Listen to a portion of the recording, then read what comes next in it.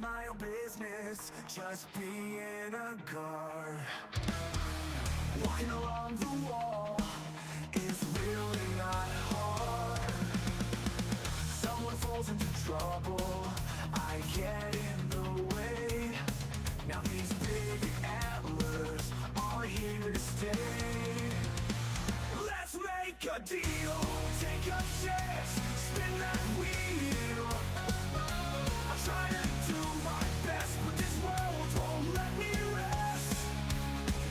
I try so hard to get along, now I'm signing up again. It feels so wrong. Diving deeper within, a job to do. I need that item, I don't want to, but I know what I must do. I think my friends are getting mad, but at this task I'm not that bad. But anyways, there's one more. Let's make a deal, take a chance, spin that wheel. I try to do my best, but this world won't let me rest. I try so hard to get along, now I'm signing up again. It feels so wrong. It feels so wrong. And my purpose is always pure. We must do this to endure. I have the best interest in mind.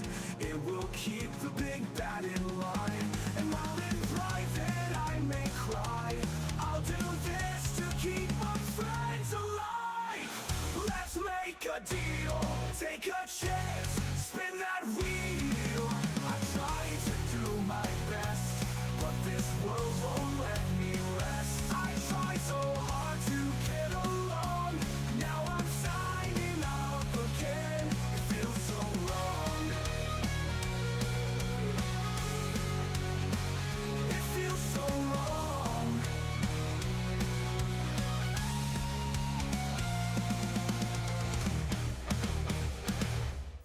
Oh my god, it had to be like Welcome to the dungeon.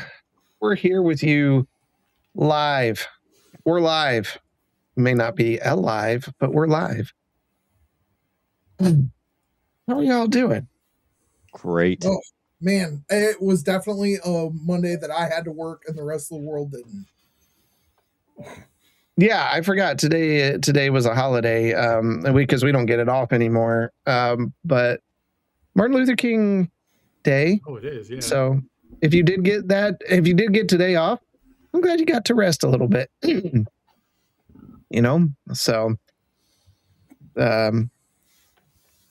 yeah, I can't even, I think Good Friday is my next holiday in April. Yeah, ours too. This is the span where there's like no holidays. Yeah, it's rough.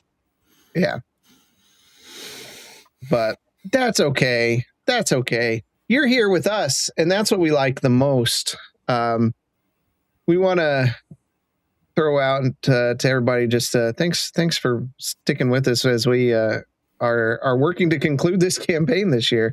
And that's exciting in its own right, and we'll have some stuff with you. If you did not get a chance to watch the bonus actions for the last 3 episodes, even if you don't typically watch the bonus actions, you should go watch them because I was cracking up at myself. Did you guys all watch them? I know Oz did. I did. I did. Because the middle one had like 70 some views on it. So somebody was watching the middle You one. had some fun editing there. I really did. And it didn't take that long, but it was hilarious to me. My weird sense of humor. I know if Julie was here, she would be cracking up at him. I got to tell her she just needs to go watch those because she would crack up at those. But She'd absolutely love them. yeah, she would. She's out pouring beers today. Yeah, I know. She's got the some kind of beer contest thing. Our friends over at Truth Beer and Podsequences. Say that 3 times fast. Also, I saw that right before the stream, I saw it just went up like an hour or so ago. Half-Ass Beer Review, new video posted. Him and Tone reviewing the pretzel beer from Third Eye with mustard in it. Oh, that's interesting. Yeah. So for Pretzel Fest, which like for y'all locals, like you want to come down for Third Eye's Pretzel Fest when they do that, because they mix their pretzel beer with various flavors, and they did a mustard one, and they convinced me to try it. The people at Truth Beer and Consequences, they're like, you got to get that. That's the best one. So I tried it, and I thought, this is going to be disgusting, and it actually was really good. So then I went in another time to pick up an order, and they had it on tap because people liked it so much. They were just they did another batch of it. So I got them a can for the people up north, and they reviewed that. So check out Half-Ass Beer Review for that review. Like I said, it just went up. So show our friends. Beer salty? It's weird. It's I wouldn't say it's salty, but it's got that like really pretzel bready taste to it. You know, like if you were to go to, say, a ballpark and like take a drink of your beer and then eat a pretzel, that's kind of the flavor mix that you're going to get. And it just works. It's kind of dry. Yeast in your mouth. Yeah. I think you've had it, Mike. Like, yeah, I don't think it's bad for what it is. It's not my favorite, because I can't drink my favorite most of the time because it's like 12% there. Yeah, Space Toast Continuum that they have, which is a French toast flavored stout. Oh my goodness. I think even Mrs. Wombat Warrior is a big fan of that one. I'm pretty sure I took her a can of that one. You're muted. We can't hear you. I think so. That feels like something we would enjoy. Yeah, I'm pretty sure, because like she's big into the stouts like I am. Well, and you are too, Quentin. But we like our stouts. So yeah, so there's that, and then our friends over at Banter and Babble have a new Let's Set the Tone posted, as well as a spoiler-free review of Bone Temple. Yeah, 28 years later, Bone Temple. Yep. Yeah. So last year, maybe the year before, I tried to watch 28 Days Later, and like I couldn't even get halfway through it. I was bored out of my mind. It's just not for me. And that's one of the favorite ones. I know. And I was just like, this just kind of sucks. I love it. I get it though. Like, it's a very slow burn. It is. Yeah. And like, as I don't mind a slow burn, I mean, we were just talking about this weekend. Like, I love the extended edition Lord of the Rings. They're like 4.5 hours long each. Yeah. That doesn't bother me. But like, and I love Andor. Andor is a very slow burn, but like, it worked for me. But like, you've got to hold my attention during that slow burn, and a lot of times it just doesn't happen, and I'm like, it's no good. So yeah, there's some interesting movies coming out this year that I'm kind of stoked for. I don't know if you guys have seen it, and I'm cautious, and I can say this because I don't think Fanboy Tone is in here right now, because the two that I saw are from A24, and they're very sometimes hit for me as a studio. They kind of take a swing at anything. They do, and sometimes it's good. Like, I actually liked 65 with Adam Driver with the dinosaurs and stuff. I didn't see that one. Other people do not like that one. Longlegs I enjoyed. I think that's A24. It was. But what I love about them is they like every movie is some completely new concept. It seems like it is. They don't do sequels. They don't do cliches, and they also do M. Night Shyamalan better than M. Night Shyamalan. So I really appreciate that. I don't like him either. I don't either. I loved the first one that was popular, the Alien one.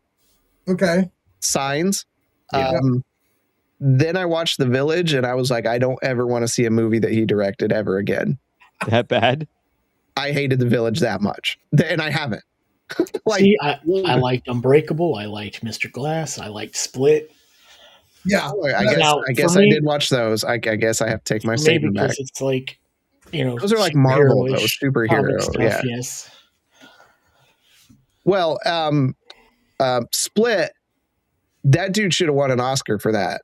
James McAvoy is amazing. McAvoy is so underrated. He's a very good actor. But A24, like, yeah, I have a really hard time with a lot of their stuff. But there's one that's coming out that's like, it's a Robin Hood themed one, which I'm a huge fan of Robin Hood stuff. And it's like, Robin Hood wasn't a good guy. And Robin Hood or something. Yeah, I like the premise of that. Like, I agree with that. So there's that one, and then there was another one I can't remember the name of it. Dude from Banter and Babble sends us a lot of the trailers. So yeah, Death of Robin Hood. It's got I love how I don't remember actors' names, but I remember their characters. It's got Wolverine in it. Jackson. Yeah, Huge jacked man. Yes. Yeah. That just made me think of a book my oldest daughter got me for Christmas, which it's like Things to Do While You Poo by Hugh Jackman. Mm-hmm. So anyways, check out that trailer for that one. It actually looks interesting. It does got that Witcher vibe to it. Witcher, Cavill Witcher, not whatever abomination they're doing now. I saw the preview for an upcoming Amazon movie, Wrecking Crew. Okay, I haven't seen that one. Jason, whatever his fucking name is. Statham. I keep wanting to call him Mimosa. Mimosa works too. Yeah. Dave Bautista. I like Dave Bautista a lot. Check out the preview for that one. It looks amazing.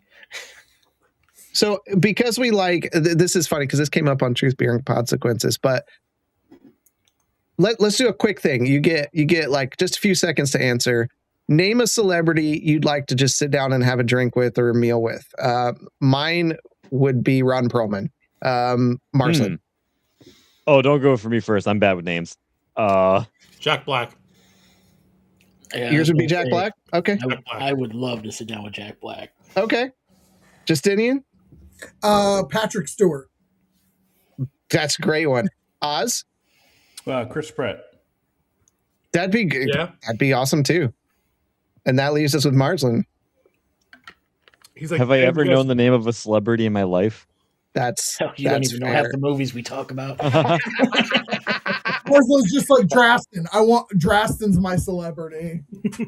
Honestly, you don't want to sit down with Draston. I feel like I'm going to get an eye roll, but I feel like Adam Sandler would be fun to hang out with. That was my other option. No, I get that, right? Like, I don't blame Adam Sandler for the movies he's in. I mean, like, work is work, money is money, right?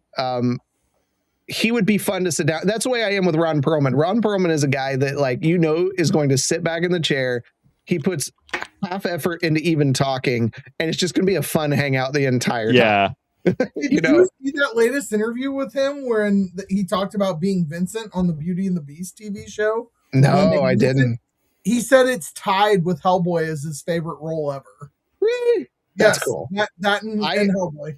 Yep. I could have swore that his favorite role would have been his role in the movie Ice Pirates, which no one here has seen. I don't think.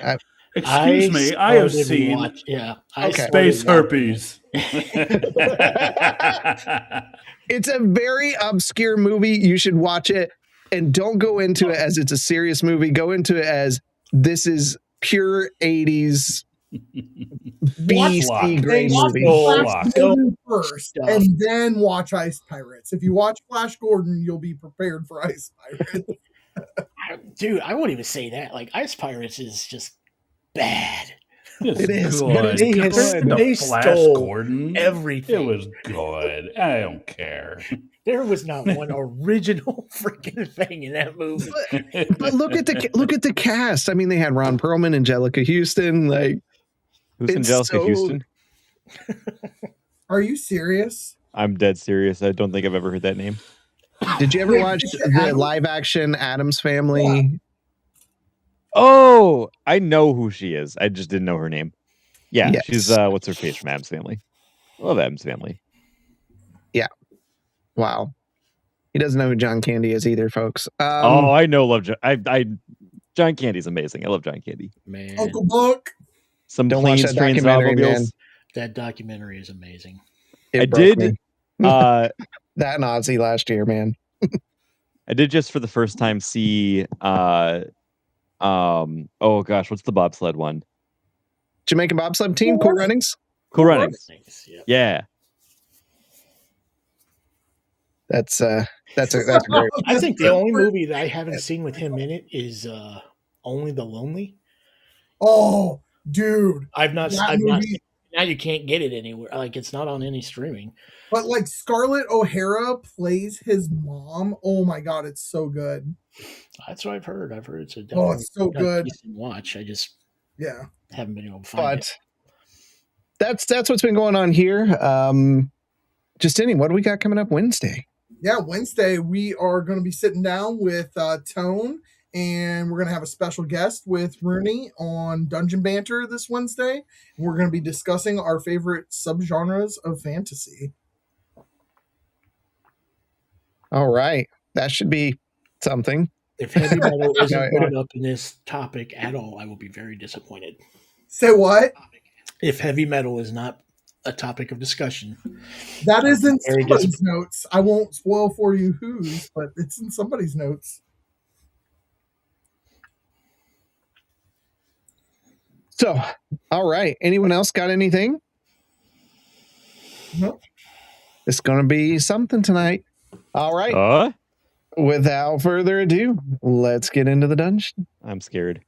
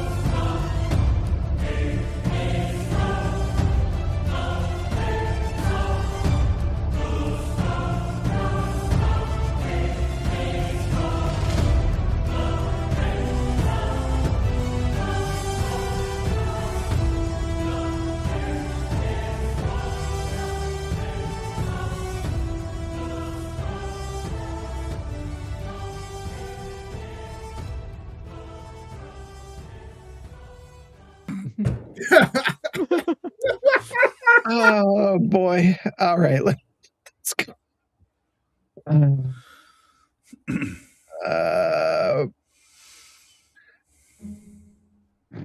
All right. Last week, the party fled Kandor's Keep and headed towards the Arboreum, where they discovered an old ally and prepared for their next steps as they gathered more information about what was happening in Kandor's Keep. And we returned to the Light Unsparkers as Oz made a speech to the people of the Arboreum, and the party stuck around to answer questions and take a day off to commune with the people of the Arboreum before heading out yet again. And that's where we pick up this evening. The crowds have dispersed. Questions have been answered. What would you like to do next? Well, here's my question. We discussed while Justinian was off doing his sword situation, plans. Are we going to say that we did all that stuff offline? You know, communicating back to Kandor's Keep, because we were going to have them spy on some people, try to figure out timelines. We'll say, yeah, that you sent those messages to have that activity happen. Sure. Okay. I just wanted to make sure, because I didn't want later on, like, hey, we got back and you didn't do that. Yep. No, that's fine. So as of right now, Drastin, I am attuned to just a long sword. That's correct. It's it really there's no attuning to it right now. It's just a sword. Yep. Right, but I've got to make it the hex weapon and the pact weapon and all Okay, that. that's fine. Yep. Okay. Yep. So I have long sword right now. You have a long sword. 1d8. Yep. Okay, cool. Might as well get rid of it. That thing seems pretty useless. Looks cool, but man, it sucks. Yeah. How about I drop a fireball on your books that are floating around in Jerusalem? They don't seem to do anything. Surely I would have put some sort of protections on the books to prevent that kind of. I can guarantee, and I'm happy to say, those books do not burn. Hell yeah. We need to find hotter fire then.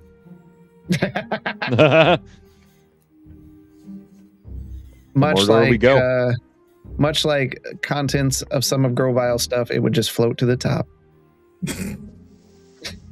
Too soon. Too soon. It's only been 4 years or more, 5, maybe 6. I don't know. I can't see my plaque from here. Don't be super exhausted and trying to cross a river of lava. All right.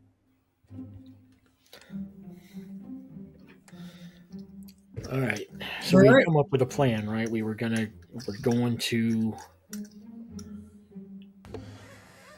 We're gonna go. Yeah, the Leyline, and then the 9th layer of hell. That's it.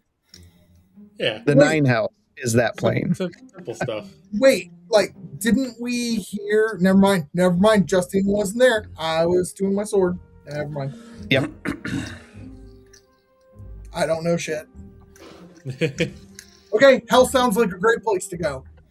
Also,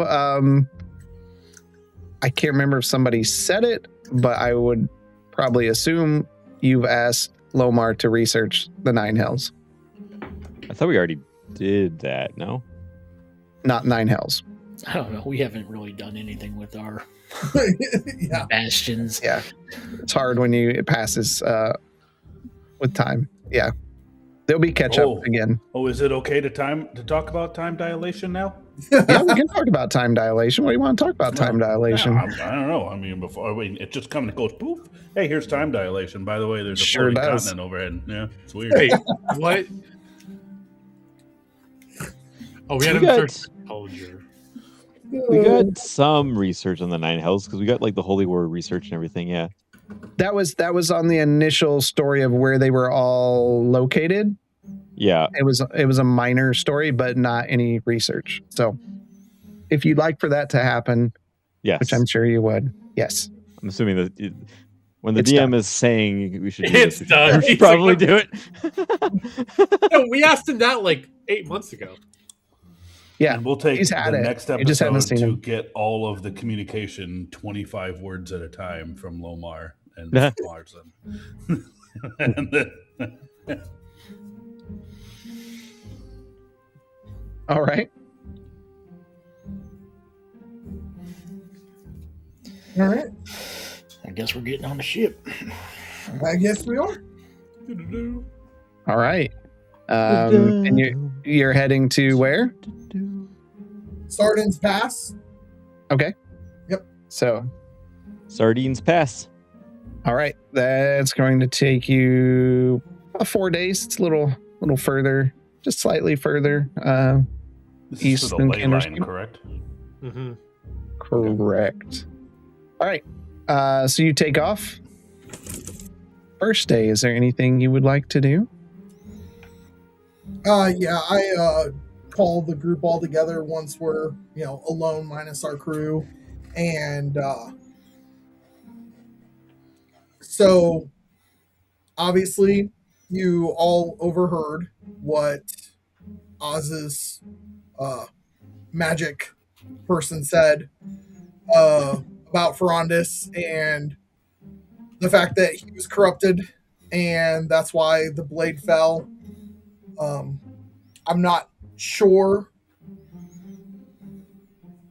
with Ferrandis not talking to me anymore, ever since I had heard that information the first time, what's going on with it.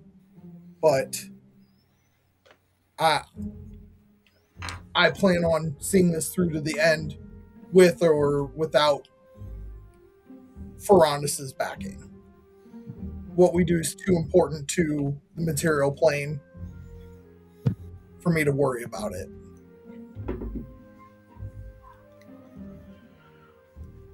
Why would Ferrandis be opposed to what we're doing?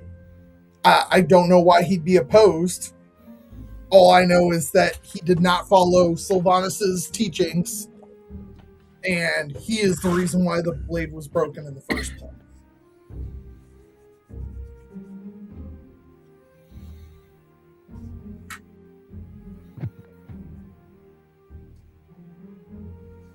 Well, I'm not sure if that will be prudent to this, if Ferrandis wishes to intervene or not. Well, he hasn't spoken to me, and my powers have kind of depleted since he stopped talking to me. How have your powers depleted? I have seen you use Eldritch Blast on numerous occasions. I no longer have access to certain powers that he gave me before. I can't heal the trees. You saw that firsthand, Bishop, when I tried to heal the trees on that one island that we went to. I touched it and nothing happened. The island that was encased in necrotic magic?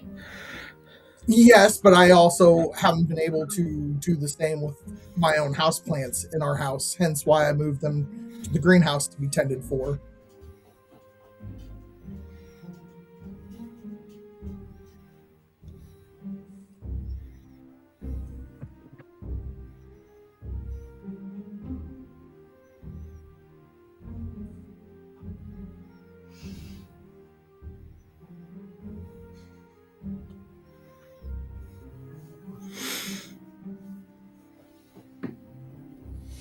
All right.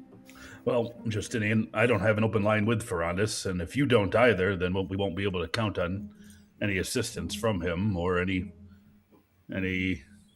guidance that may come from him or information as to why it's broken. I wouldn't, maybe, if it's worthwhile, maybe continue to reach out to him and see how that, see if the communication can be open again.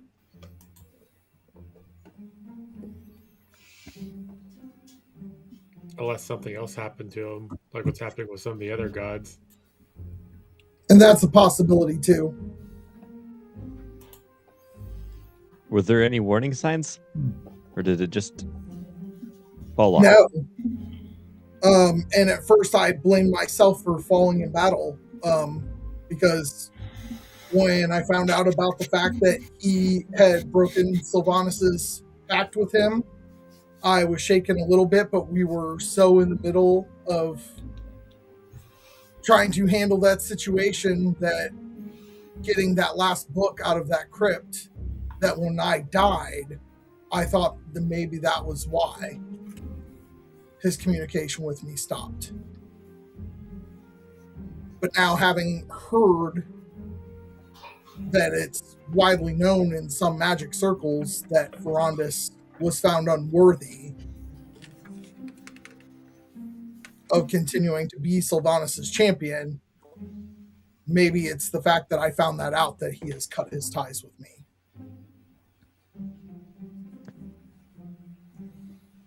Sorry, out of character. Remind me the difference between Fernando and Sylvanas again. Ferrandis is my patron. Sylvanas is a god. Okay. Yes. And Ferrandis was a warlock for Sylvanas. Yes. Okay. I keep getting the two confused. Nope, it's not a problem. So much easier to have a deity. Yeah, same. Campaign 3, baby. That's it. Have you been able to talk to Sylvanas about any of this? The one time that I tried to reach out to Sylvanas to talk to him about it is the night that Bathsheba approached me and I talked to you guys about it. Would it be worth reaching out again? I can certainly One try. deity pissed about you talking to another deity? Oh, we lost Oz. He's We I have been. don't know why Sylvanas would be pissed off about Bathsheba talking to me outside of my control when I was reaching out to him.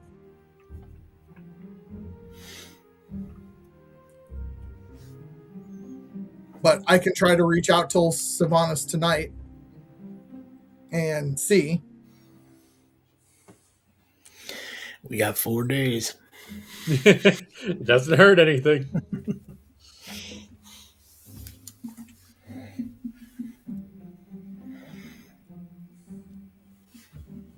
But that is why I got so worked up about us being heroes, was it was a lot of projecting of my own insecurities regarding what I had found out about Ferondis. And that wasn't fair to put that on the group. This is also not on you either, considering it happened to the previous owner of the blade. You're not, just because you are trying to fix this blade doesn't mean you need to take on the negatives of the previous champion. Right.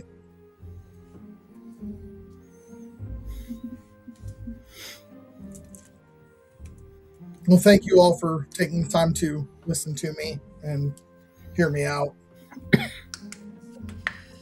That's what we're here for. We're here to support you and everyone else.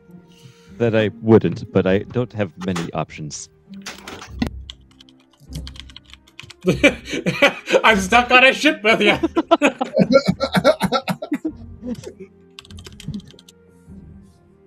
No.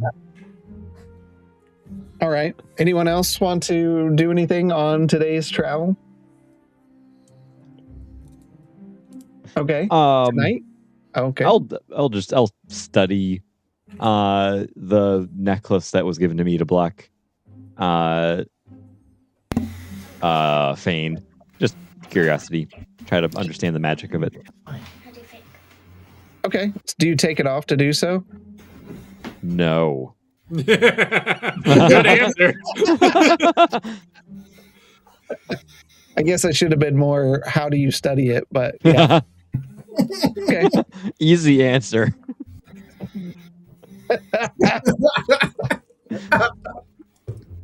All right. I teed that one up. Bishop's just over there, like, hearing the words in the cosmos and just shaking his head no. He walks up to Bishop holding it in his hand. He's like, do you do this? Throws Marslin overboard. That's it. Yep. We're done with you. Foul Right. beast evasion. Anyone else doing anything this evening? Just doing my meditations. Okay. The evening passes. The next day begins. Anything today? Nope. Okay. Anything that evening? Okay. Start of the next day, everyone gets 10 temporary hit points. Sure. Well rested. Mm. Anything the third day?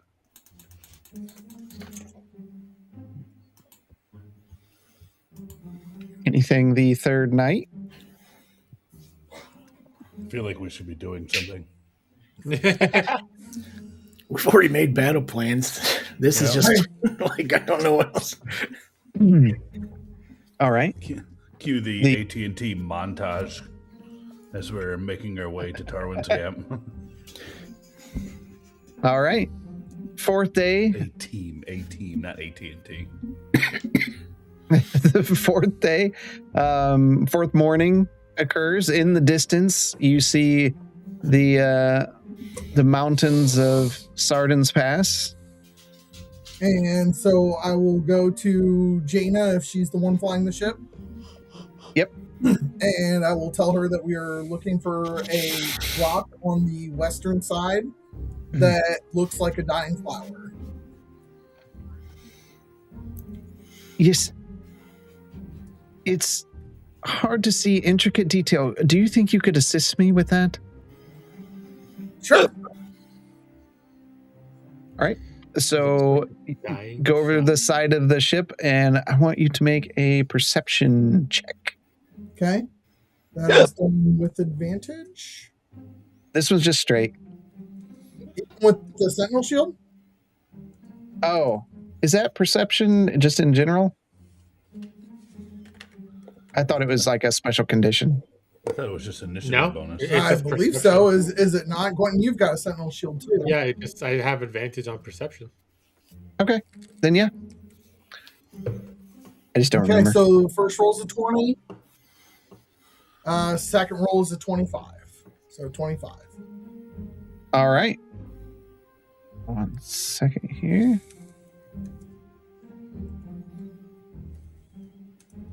All right. Oops, if I go to you fly over Sardin's Pass, staying low to the mountains as you search for the rock formation. Justinian, you see a strange formation that oddly looks like a rose drooping over a small pond, resting in a flat area of the mountain range. Right there's the spot, Dana. Right there. Jaina turns the ship and brings it down in the nearest flat area next to the pond.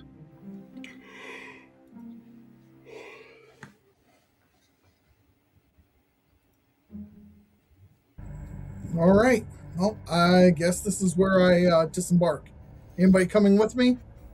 Last time we had to cleanse an echo, it turned out pretty bad. I believe we're all coming with you. None of All us right. have done this alone. Yep. All right. You approach the water of the pool of water.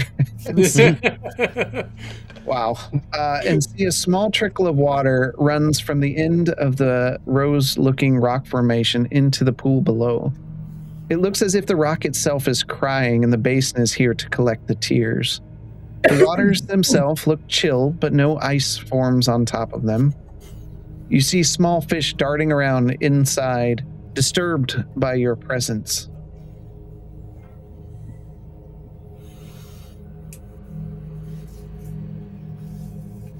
Some sensitive fish to be disturbed by our presence for Adam. I'm going to try to cast dancing lights down into the pool to see if I can see the path where we need to swim. Okay. So you cast Dancing Light and push them into the water. And you notice they just kind of keep going away from you, almost like they're tucked underneath the mountain itself. Okay. Well, I guess it's time for us to try to hold our breaths. And I just dive in. All right. I'll have to sling my shield, so I'll knock off my +2 to my armor. So I'll have to Okay. stop to swim.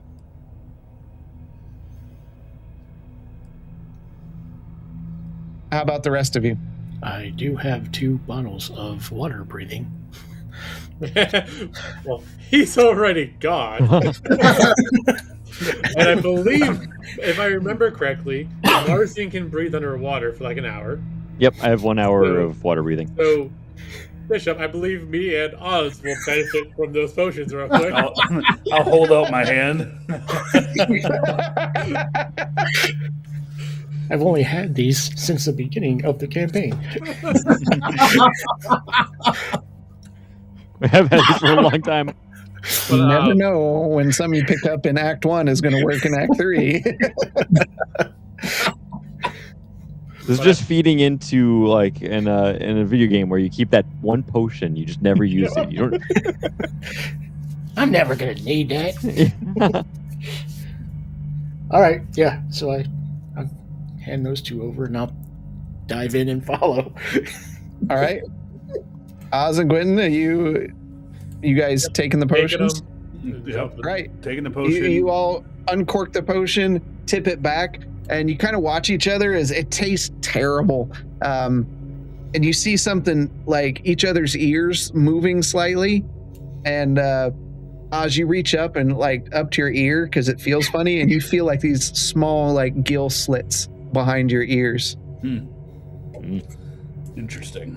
It's like gillyweed. Yep, it's just like gillyweed. did this happen last time we took these? I think so. Yeah. All right, I'm gonna light the halberd, and then I'm gonna jump into the water. All right. So you see his halberd burst into a flame as he goes into the water, and it doesn't extinguish as he goes down. Marsland, Quentin? Yeah, I'm jumping in. Yeah. All right. Is Foundry up? I'll have it up here for everyone else here shortly. Weird. I know the IP changed. Ooh. All right. If it changed, can you send that my way again? I put it into the 7D chat last week. Yeah, unless my favorite didn't keep. Grumble. It's still there. My favorite I see it. didn't update. Did it change again, or did It changed on our first session. It has been changing at the first of the year for whatever reason. Oh, Renewing my IP, I'm sure. this is like your public IP. So DOSing time. Yeah, go ahead. All right. You proceed through the darkened waterways. Justinian, you immediately come to a split in the path and that goes east and west as the rest of your compatriots begin moving toward you, and you just kind of stop and wait for them to get there. Is this an underwater cavern? So he's still underwater? Yes, it's completely submerged.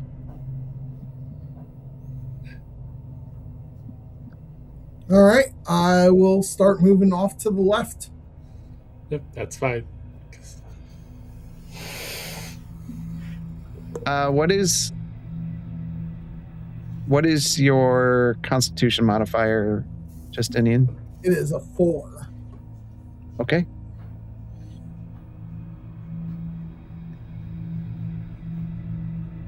So you can hold your breath for 5 minutes.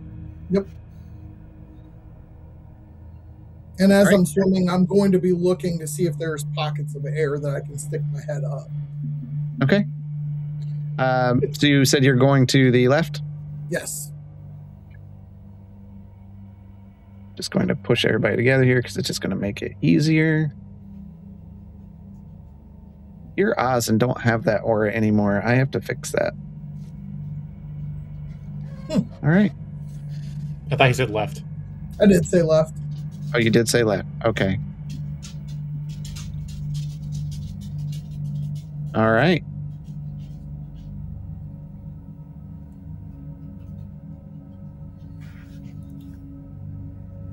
How much light are we getting off of Oz's halberd? And my dancing lights. About what you see there. 40 Okay. feet. Just making sure I don't need to also light up. 40 feet is a bright light, and dim light's another 40 feet. But I believe we're just going to keep going until we can. I would say I'm keeping an eye on Justinian, and if it gets to the point where he's like, seems like he's struggling to breathe, can we can I cast control water to make a pocket of air, like to That doesn't really work that way because we're underwater now. It doesn't really work that way. You can create a vacuum and then you can suck its brains out through his mouth. Right. Also, remember using any kind of verbal spell under the water is extremely difficult. Ain't gonna affect me any. I can talk underwater, right? In some way, shape, or form. In some way, shape, or form.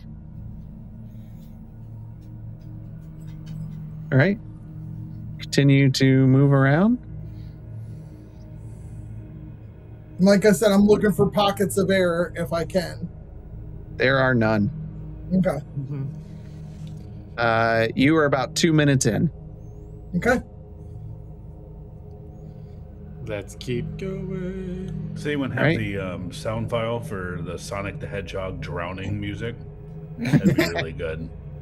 You see that the path splits to two, one to the west and one to the east. I suppose we go west. right. Or north right. and east. Go right. east. Yep. Okay.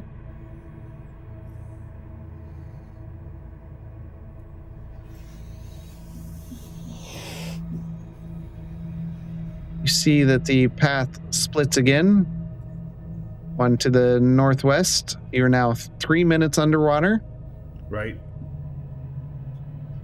Okay. You Oh, see God. this path splits again. Oh boy. Okay. At this point, I'm going to cast my spectral mind thing and start having that explore simultaneously to make your Okay. life difficult. How do you want to do that? Because aren't you blinded while you're looking through it? No, I don't think so. Let me check. I thought when you're looking through its eyes, you yourself can't see. Just to verify.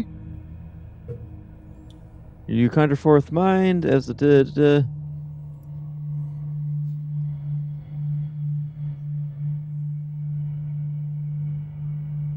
While manifested, the spectral mind can hear and see, and it has dark vision within 60 feet. The mind can telepathically share with you what it sees and hears. No action required. So it's like communicating back to what Yes. you see. You're not looking through it. Okay. Yeah. All right. Which way would you like to send it? Left. Okay. All right. So it's exploring that northwest tunnel. And then I would recommend the rest of us go right, I guess. Which right? Correct. Northeast. Okay.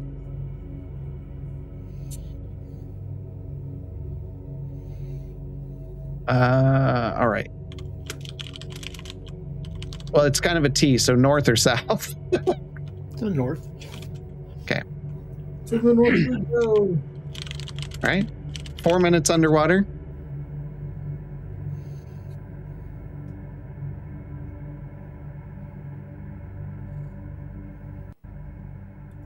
Up ahead, you see that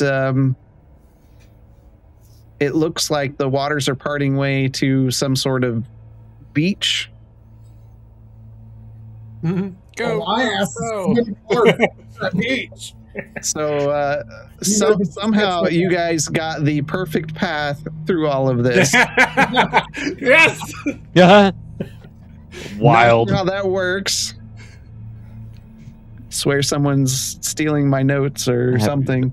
Hacked you through your public IP. Yeah.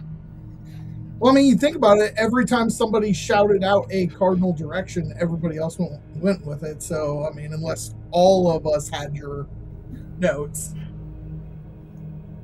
So, Justinian, your lungs burn as the water finally gives way.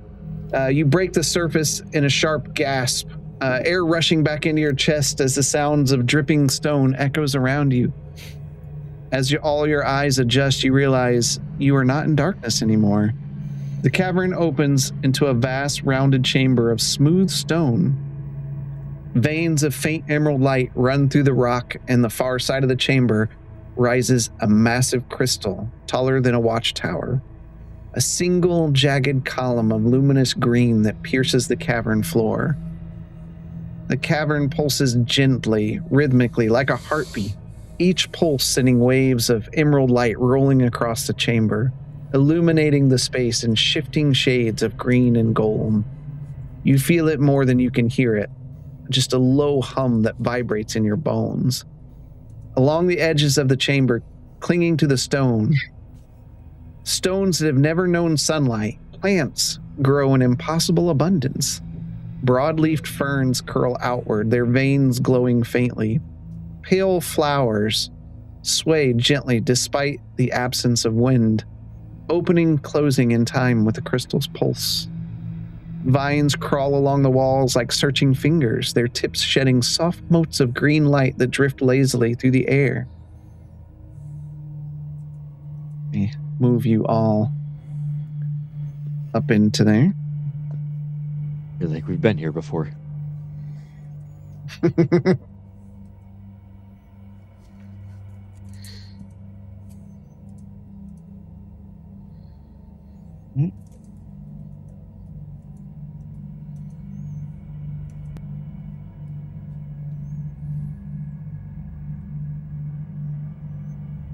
There it is. You no longer have aura of protection.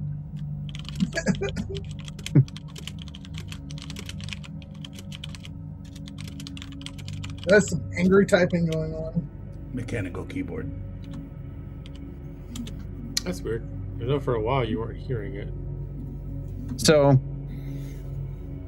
from the emerald glow, a figure steps forward from the south, as though emerging from the memory of a forest rather than the stone itself. Justinian, you recognize this figure. To the rest of you, the figure is tall and slender. 1 second.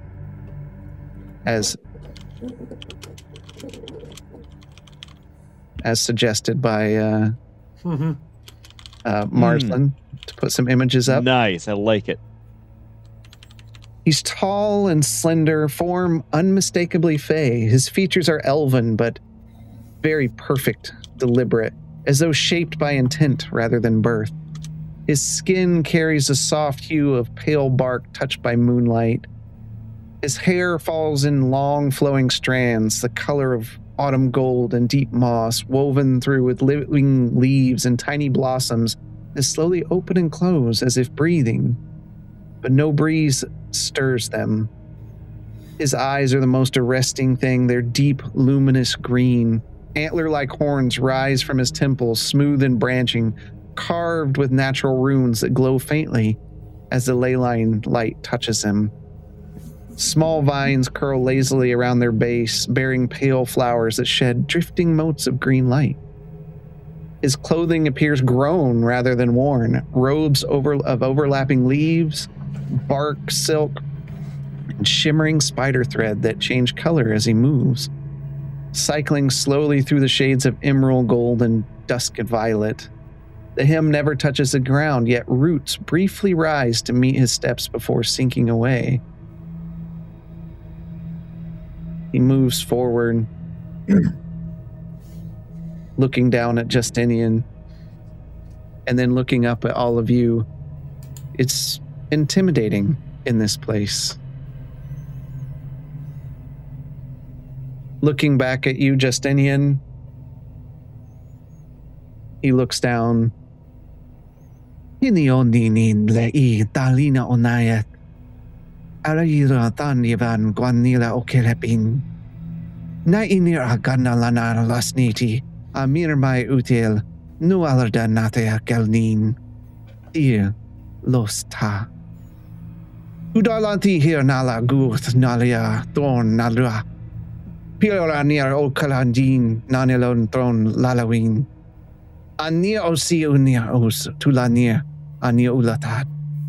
The padirana raglanela melhigalatin kulalath hilonala lately.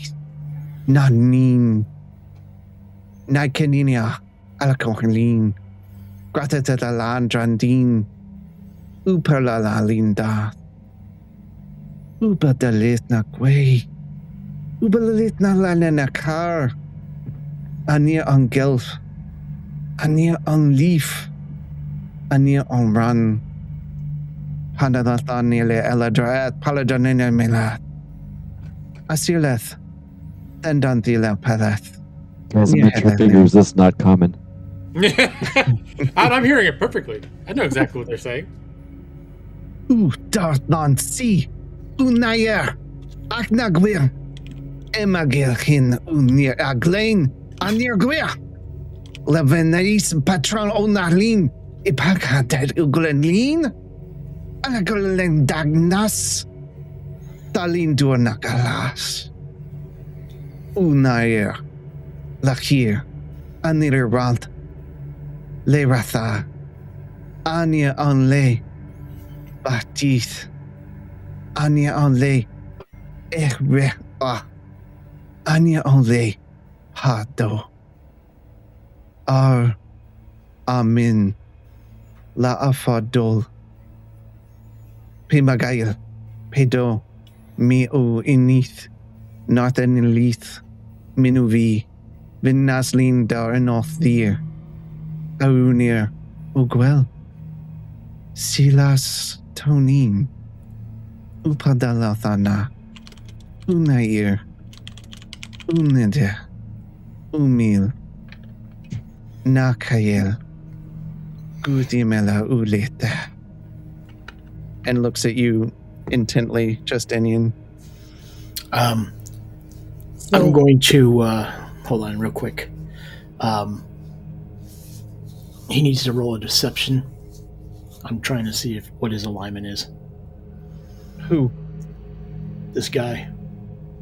Oh. Okay. The guy we don't know. My insight against his deception. One. That's a glove feature, isn't it? It is.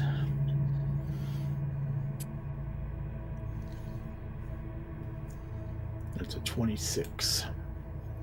27. Oh, shit. Where to go? I can send you a picture. It's fine. And I say nothing.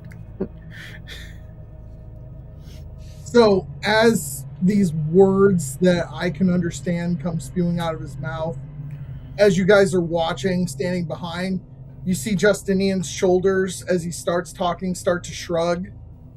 And you see Justinian pull out the sword. And he gets ready to hold it out. And as he starts presenting it, right as this creature's tone shifts to anger, and he starts getting harsher and harsher with the tone of his language, you see Justinian's head pop back up and rise, and his shoulders straighten.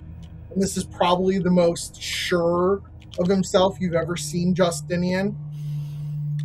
Te anastistal ek und et, ornas bisi. Bishop las as nisi haldron. Marslan nasi uth anin. Gwynton nasi seth. Uzeldorf nasi balas. Le bas thou ki omad. Ner si le. Her salbonos. Nesi her. Galad guer no feed. Nesi guer seeth Darth.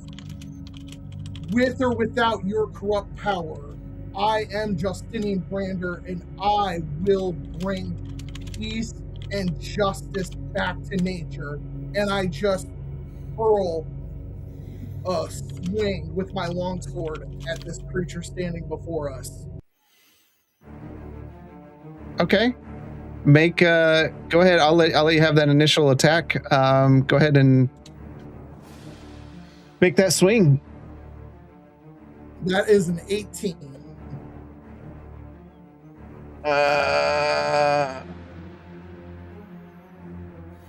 Okay, that hits.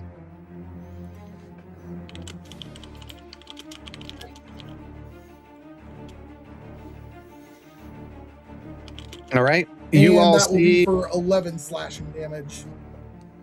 All right. You all see Justinian swing the birchwood blade towards Ferrandis.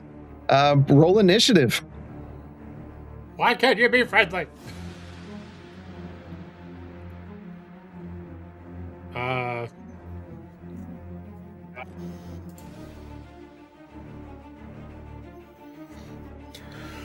I got 24. Who wants to go instead of me?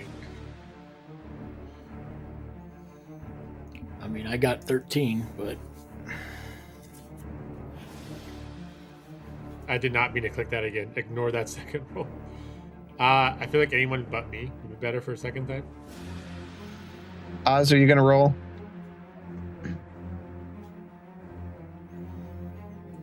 Initiative, Sir Oz.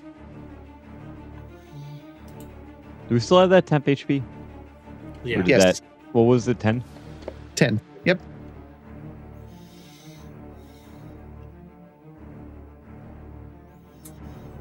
Justinian, would you like to go super early, even though you just attacked? Sure, I'll go first. Okay. You're swapping with Justinian? Yeah. Okay. All right. Any other things going on? That's good. All right. Justinian, you are up. All right. I am going to use my bonus action to cast Hex on him. Okay. And I'm going to make it wisdom saving throws that he has disadvantage on. Okay. And I will swing with my longsword. All right. 13. It rolled from 17 to 3. He dodges out of the way of that attack. Second. Oh. Yep. Second swing. Okay. 23.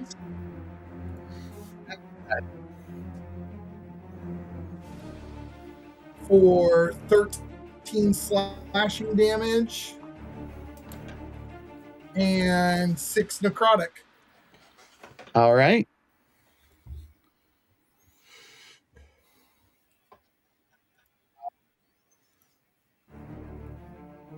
Okay. Wondering if that was going to restart. Is that it?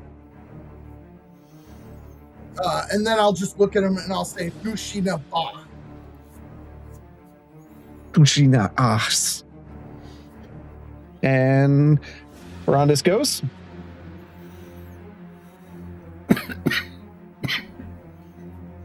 none of us know what's going on.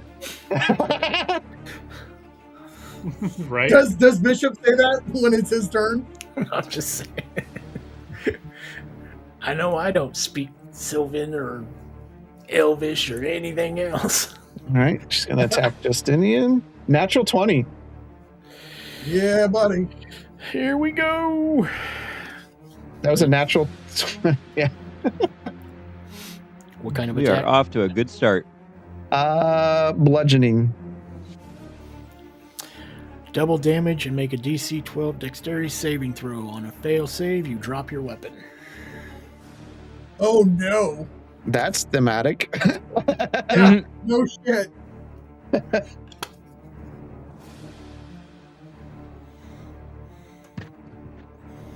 So you make the save, and I will do the damage.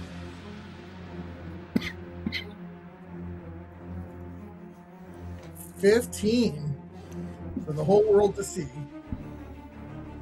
Okay, so you made the save. That's good. So you take 29 points of bludgeoning damage, and you are grappled and restrained. As you all see these vines come up underneath Justinian and start wrapping around him and kind of lift him slightly off the ground, and they just kind of wrap all around his body. And then he's going to attack again.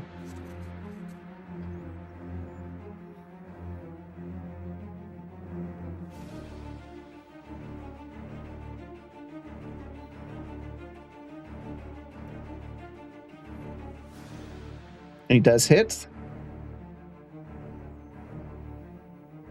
For 22 points of radiant damage. And I want you to look at the magic items you have in your inventory and give me the count of them. Assign a number to each of them. AFK for a second. Okay. 8. Okay. Roll a d8. Oh no. Rolling into everybody. Yep. All right. Item number 3, whatever magic it has, Okay. is completely suppressed. What item is that? Okay. So the Sentinel Shield no longer grants advantage to perception checks and initiative rolls. Okay. All right. First, So the Sentinel Shield no longer works. All right. And that's the end of his turn. Bishop, you're up. And he stepped away. Okay, we'll have Oz go ahead and go then. Okay. Yep. I'm going to use. I believe it's still is it a free action now, or it's a bonus action? I had this all labeled out, but I'm pretty sure. Yes, I'm going to use a bonus action to rage. Okay. Okay, and that grants me 14 temporary hit points. Okay, that does override the other 10. It does. Okay, and I'm going to. Can I do it myself? I can. There. I can't move through somebody right now. You cannot move through an enemy. Okay, good. There. Good. Now I'm going to attack. And there.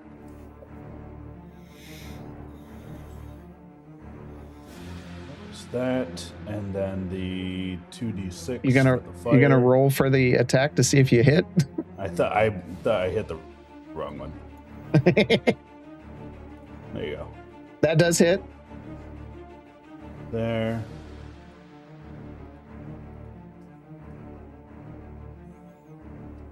All right, it's 8 damage, and I'm going to push him back. Okay. And I will push him back. I believe it's 10 feet. I had this all written down, and it's right in front of me, and I can't see where it pushes him back. Wasn't that with the club? No, it's with this. It pushes him back on a hit. Yeah. I'll disregard for right now because Okay. I don't see it. Okay. All right. So. Oh, it is. Yeah, I see it. It is pushed back 10 feet. Okay. Okay. And then. Where are we at? Good. I'm going to move towards him. Okay. There. And I should still be within range. Got to move one more. I have an extra 10 for reach. Okay. For battering roots. Okay. All right. And then let's swing again. This time the right one. There we go. And that.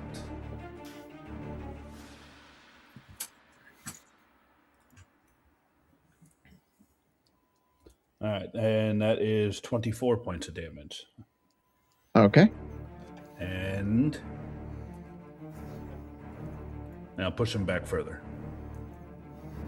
Okay. Does he have Justinian? In a vine. There's vines there. Yep. He's not holding him in vines. Vines are holding Justinian in place. Okay. All right, that's the end of my turn. Okay. At the end of your turn, I need you to make a wisdom saving throw.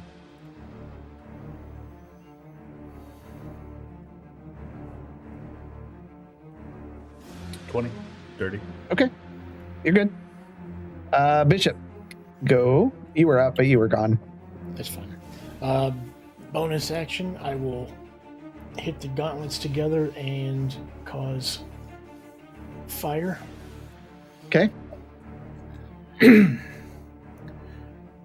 All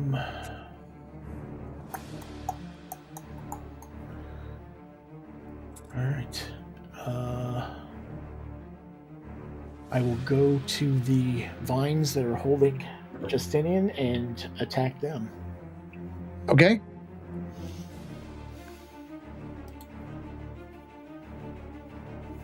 $18. That would be enough to hit. And my second attack on him, 22, for a total of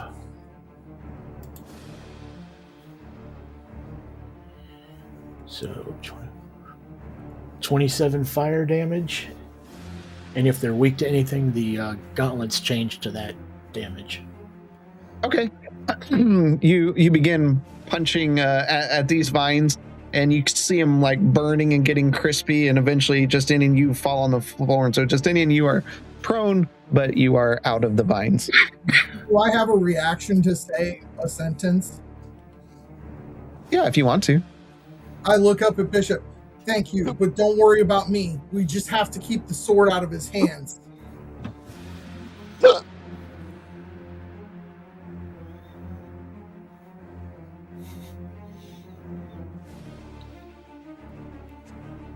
All right. Is that the end, Bishop? That's my turn. Yep. All right. Marsland, you are up. Okay. I am going to cast, I think it's Circle of Power is what it was called. Okay. Yeah, Circle of Power. So now everybody has advantage on saving throws against any spells or other magical effects. If it is for damage and you fail, you only take half damage. All right. And then just for funsies, even though I don't think it's going to do anything, I'm going to use my bonus action to telekinetically attempt to shove this dude into the wall even more. Okay. What do I have to roll? Strength.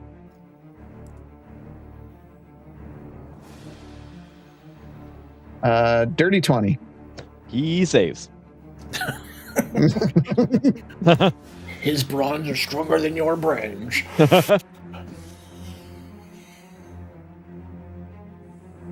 All right. You hear Baranda's Usa Sashi. And he lightly pulses green. Gwynton, you are up. Justinian isn't bloodied or anything, right? Nope. No. Okay. I'm going to cast Bless on Mars and Justinian, Oz, and Bishop. On everyone? Everyone but me. Okay. So everyone gets a bonus 1d4 to your attack roll or save. Nice. And that's it. That's the magic action. All right. Everyone but you. All right. Captured that. Top of the next round, Justinian, you are up. Akmuta. And I cast Toll the Dead on him. That is a wisdom saving throw, Okay. Good job. with which he's got disadvantage. Yep. 19. Okay, so he still makes it. Even with All right. disadvantage. Shit. And bonus action, cast it at him again. Okay. He does fail. All right.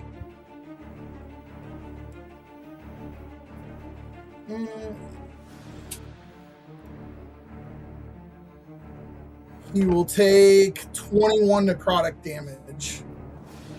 All right. You see him kind of reel from the hit.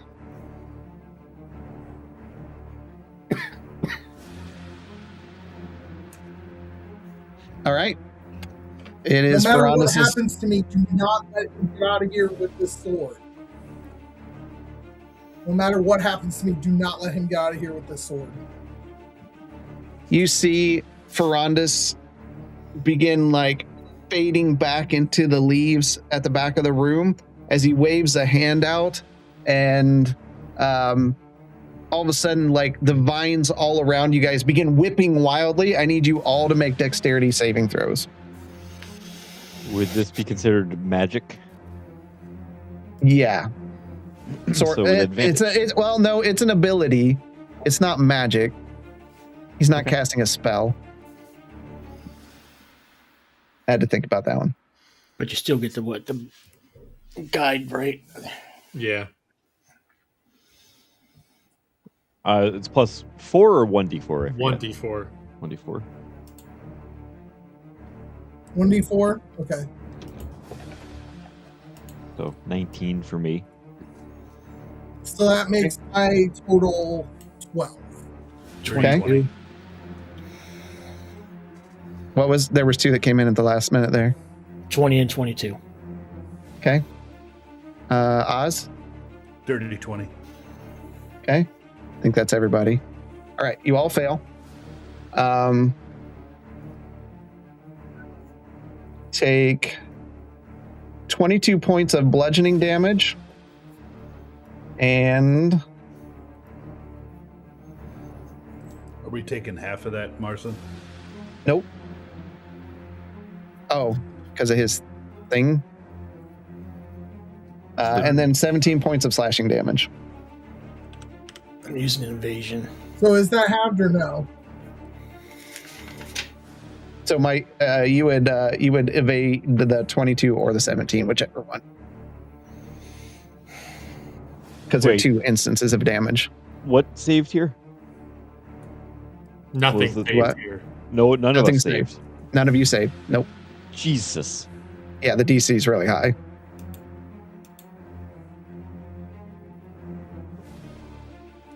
And this does not count for my thing, right? Right. So you said 22 points of damage. 22 points of bludgeoning and 17 slashing. I save on my concentration with a fucking nat 20. Nice. So just wasting it.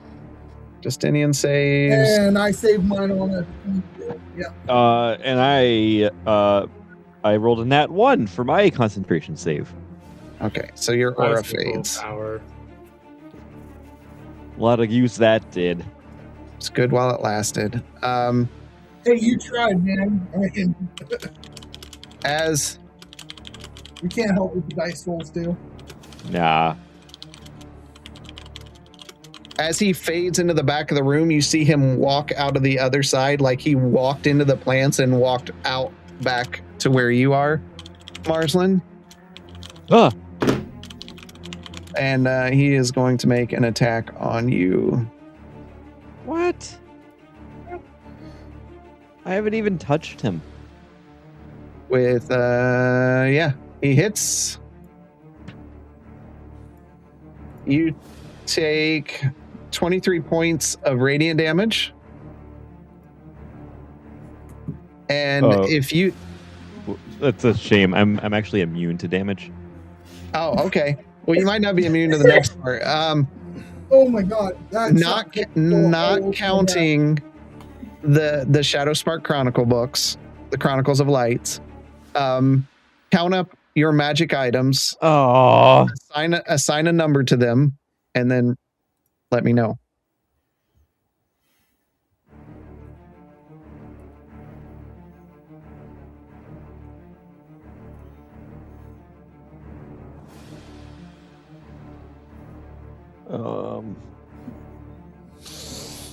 We don't count potions as magical, right? No. Oh shit, I did. Oh, no, don't count potions. Okay.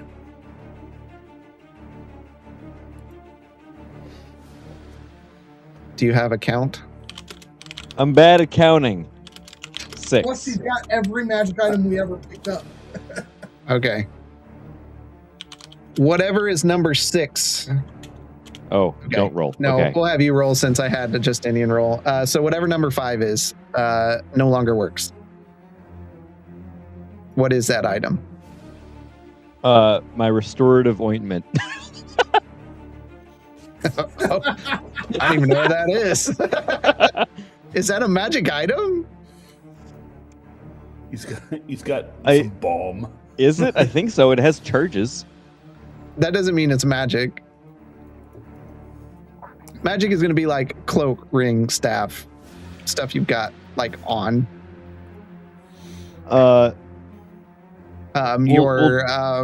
Your pouch, your pocket. My bag of holding? Yeah. Okay. Well, we'll just, if I ignore that one, then it's my ring of water walking. Okay. That no longer works right now. Okay. I'll take that. All right. And Justinian, your shield does work again. Okay, cool. Bishop, you are up. Okay.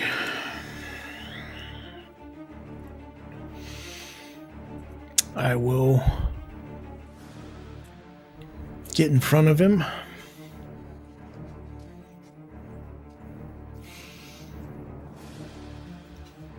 Okay. First attack. 30. Jesus. I think that hit. Second attack. 15. Misses. Don't forget, add your 1d4. Oh, yeah. Okay. Anything less than, I think, 18, it's only time to be beneficial. Oh, could I have 17. could I have added the 1d4 to my magic item roll so it went off the chart? That still misses. 17 hits. Oh, does I it? like the Yep. Okay. I will do bonus action flurry. Let me mark it off. So third attack, 21. Fourth attack, dirty 20. Fifth attack, miss. Oh, hold on. Keep forgetting the D4. That hits. All 5 hit. How many hits before he gets a concussion?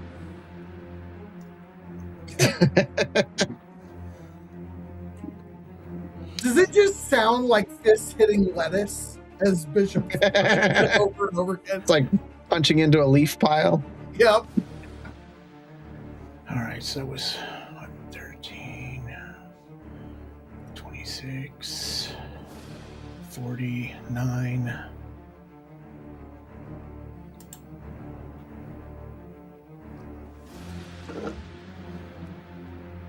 $61 damage, fire damage, and I will use another key for stunning strike, so he needs to make a con 20 save. Okay.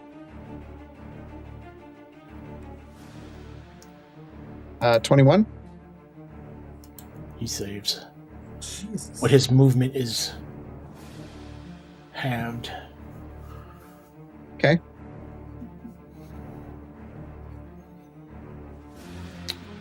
That's my turn. All right. At the end of your turn,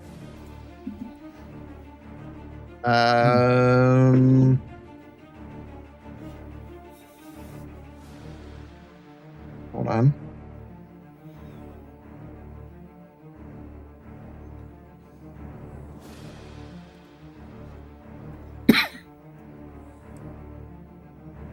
He's going to make an attack against you. That hurt in crazy language. That hit. Move dice. Move dice. Move dice.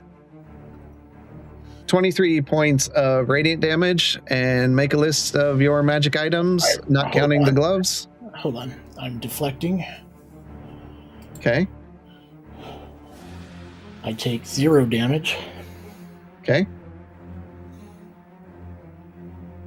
I will use another key point to deflect damage back at him.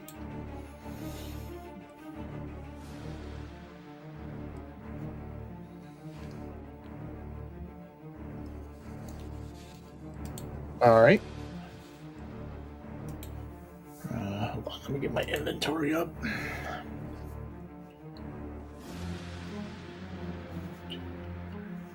Are we counting Sending Stone? Yeah, that would be a magic item.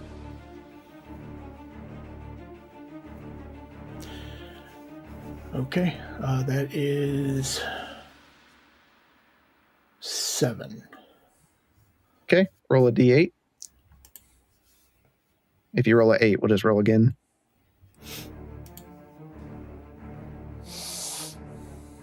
Four.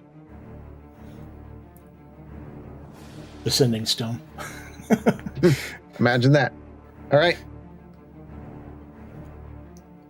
All right. Oz, you are up.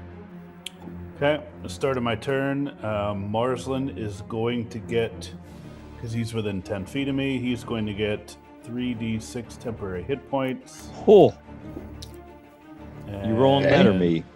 I'll roll it 9. Thank you. Yeah. Okay, and now I'm going to attack. Yes. First attack. It's 16. That misses. Second attack. 18. That'll hit. Hold on, did you roll your d4 for the 16? No, I did not. Okay, then that hits. No need to roll. Oh, because one. Right. Yeah. Okay. And I'm going to use Savage Attacker on the first one. So I'm going to roll twice and take whatever's the highest. All right, so Lane 12. Halberd. Yeah. That's a sweet ass weapon, dude. Is it? It is. Just sounds cool. Yup. It's good to be king. Okay. And first attack is 18 points of damage. Okay. Okay. And he is hamstrung. Actually, it's not. It is 6, 18 plus the 5 because I have a heavy weapon. So that is 23 points of damage on the first one, and he is hamstrung. Okay. Okay, and there's no pushing this little sucker because he's right against the wall. He is. He is. So we're just gonna roll the next damage then. I don't think there's anything else. This is gonna be, what is this? I've never used reckless attack before, so I gotta. So, if I remember correctly, I can You get declare- advantage, but he gets advantage against you. Yeah, that's cool. And then I can forego that for a brutal strike, and then that is it is going to be a sundering strike. If you say so. It is. With a When the chosen attack hits before the start of your next turn, the next attack roll made by another creature against the target has a +5. An attack roll can gain only one sundering blow bonus. So, next person who hits it, they have a +5 to their attack roll. Okay. Okay. He still has advantage on me. Okay. Okay. And now for the fun part. And it's damage. There. 25 points of damage. All right. And I wish I could teleport somebody else. I want to teleport somebody else, but that only works once at the beginning, and we were already there. Okay. That is going to be everything. That's the end of my turn. All right.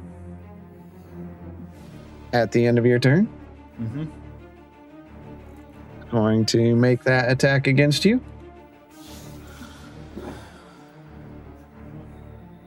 That will hit. Count up your magic items and take 19 points of radiant damage. Okay. There. And there's only 4. Are Okay. we counting the bag of holding? Yes. Yep. All right. Yeah. So Roll a that's 5. d4. It's 5. Or, okay, then roll a d10. So it'll be 1, 2, 3, 4, 5, and then 6, 7, 8, 9, 10, same order. So whatever item 5 is.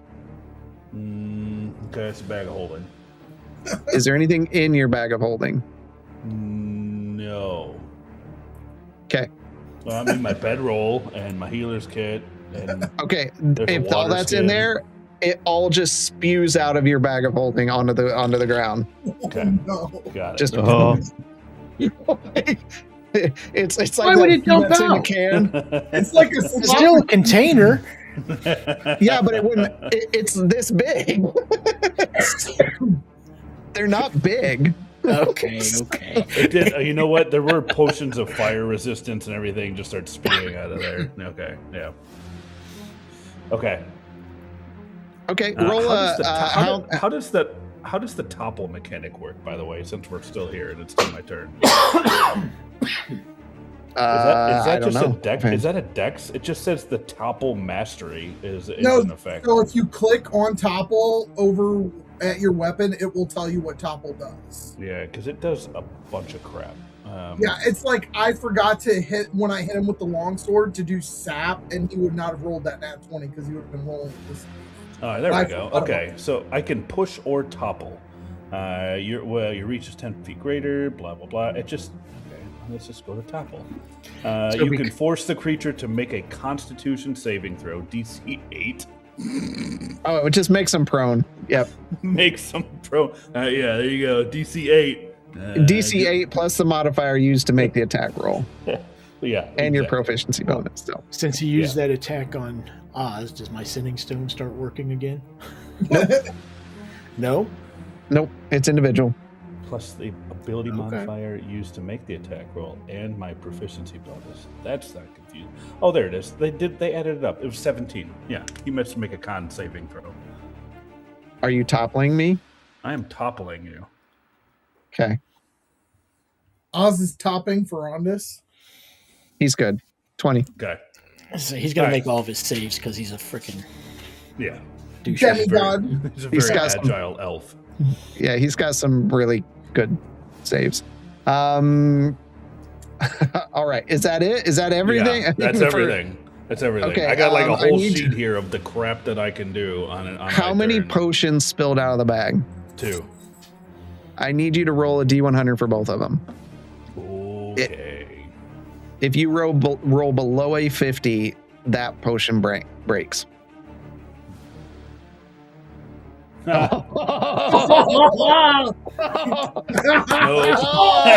That's a 2. All right, one of them breaks. Got it. One of them breaks. Yep. Dude, As it feels. 51 is so good though. 51. That 51 is great. All right, Marslin, you are up. Okay, the second time charm. I'm gonna cast Circle of Power again, Okay. and then everybody has that ability back until the next action that Okay. happens from this bad guy.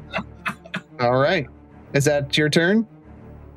And then I'm gonna try and telekinetically shove him to the right.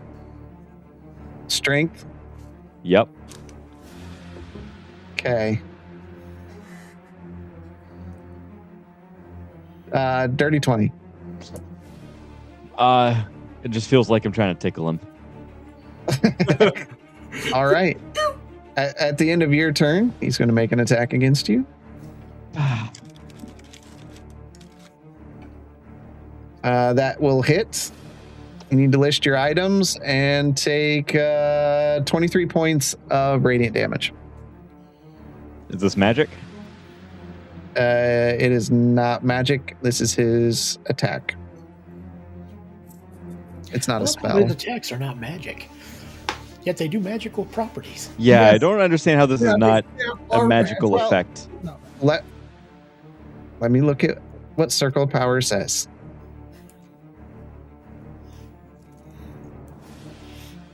I get the vines thing, but like, This is just his melee attack. Um, But how is it targeting Yeah, magic items in particular? when an affected creature makes a saving throw against a spell, you're not making a saving throw. It's just hitting you. So there's no saving throw being made. But you're doing radiant damage. Some creatures have power that- in them. Not a magical effect? Like wizards have power in them, but that's magic. It's not. Yeah, you're not making a save against it, is what it specifically says. But you said Right. make a wisdom save. I'm confused. I'm standing on this hill. No, he Okay, didn't say make a okay. wisdom save. He said Didn't you? No, he said you take damage and count up your magical items. But you also said make a wisdom. I thought you. Am I making this up? You are. Yes. Ah, shit. Yeah, because it does. it right there.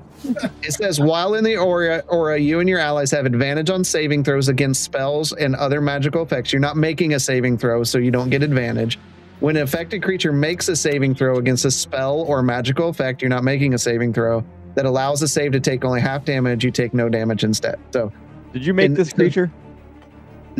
I did not. Hmm. You did When they not. when when they redid a lot of this, they brought this up because when they were talking about some of the monsters, they're like, listen, some monsters are just going to have magical abilities of just innate magic that, you know. So it is magic. You just said You're it. not Okay. making a saving Okay. throw. Let me look at the game log. Did you make a saving? Oh, you didn't. Ah! What did you roll for? Wait, you could just be like, make a saving throw. You fail. But how do you do the magic without having the save? It's called a melee spell attack is the official wording on it. I think they need to revisit the spell. This is bullshit. We just If it even- revisited it last What time. the hell is a I melee agree. spell I attack? agree with Carlson on this, man. It's weird. You're not. It's You're, weird. well, no, it's very clear cut. It says saving throw. You're not making a saving throw. There's nothing to. to trigger it. Yeah. That would be like. But- So like a blob, their attack would be considered like a melee spell attack as well because they're conditionally damaged. Like they deal acid damage. That's a melee spell attack.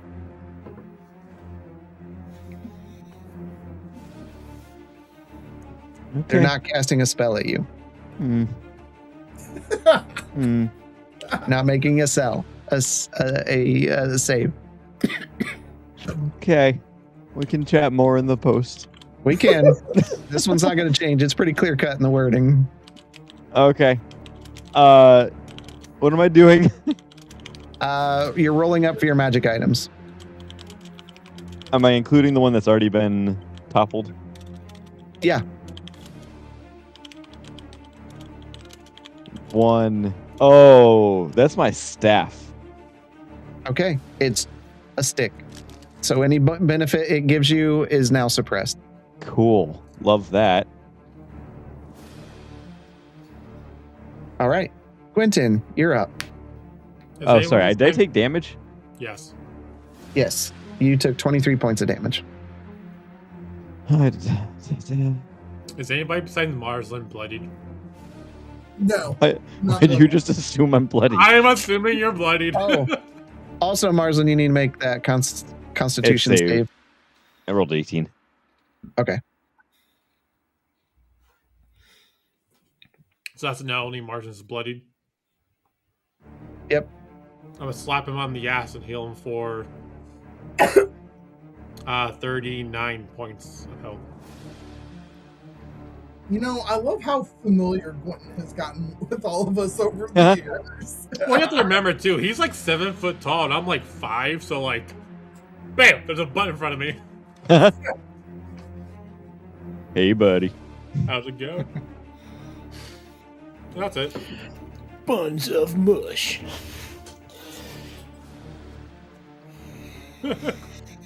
Bong.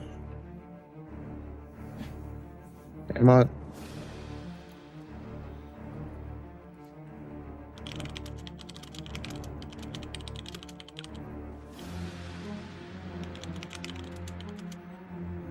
All right. Is that the end, Quentin? Oh yeah, I can't do anything. I'm a one-trick Okay. pony. All right, Justinian, you are up. All right. So, I am going to cast Eldritch Blast at him. Okay. First bolt is a nat 20. All right. Get that deck out. Maximum damage and roll the damage dice again. Nice. Shit. Okay, so max damage would be 25 plus 6, so 31. 6 of which is necrotic. Okay. Is that so? What's the dice on Eldritch Blast now? It's 1d10 plus. Oh, so it's max plus roll. My bad. So it's 21 6 of that 21 being necrotic. The other 15 being. It would not affect your hex damage. It would just be your Eldritch Blast damage, whatever that is. So is that 1d10 plus 5? It wouldn't affect the. So okay, so it'd be 15. Hex is a different spell. Yep. Right, but the spell says that at any time I damage a creature with an attack, they take a d6 necrotic. That's the whole point of it, is that when I attack with a spell, so I would get that damage die by hitting with the spell. I don't know. Group, what do you think? I'll throw it out there. I don't know how I feel about that one. So maximum damage Eldritch Blast, which is what? Just the Eldritch Blast alone. Yeah. Is what? 1d10? No, it's just 15 as the max with that. It's 1d10 plus 5. Yeah. So 15. Now, if Hex Because states that if you hit with an Eldritch Blast, I would say it'd be the Hex damage, but that Hex damage isn't maximum. That's what I would say as Okay. well. So then, That's why can't I get this to go away? All right, ignore this next roll coming in. Yeah, I know. It won't That's let happened me to- do just one.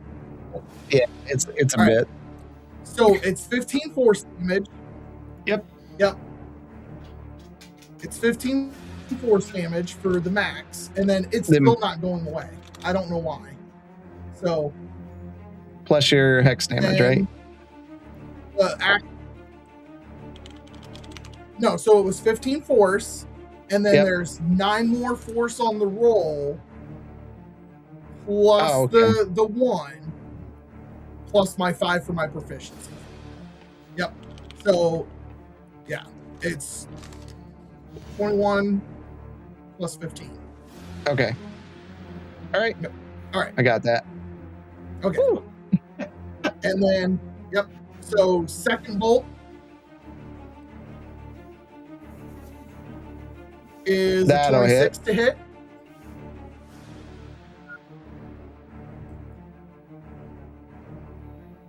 And that will do 12 force damage and 6 necrotic. All right.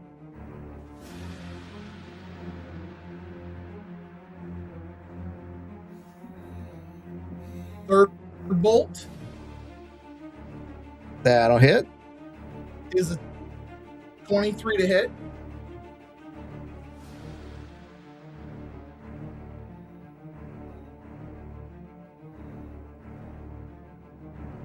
And that'll be 15 force damage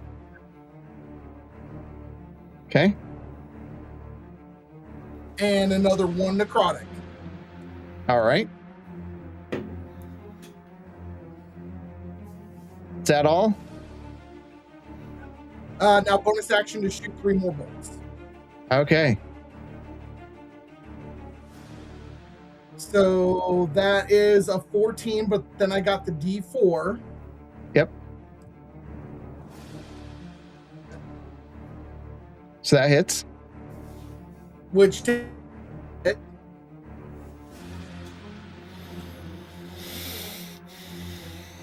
we just lose Jeff? that's 15. He's cutting in and out.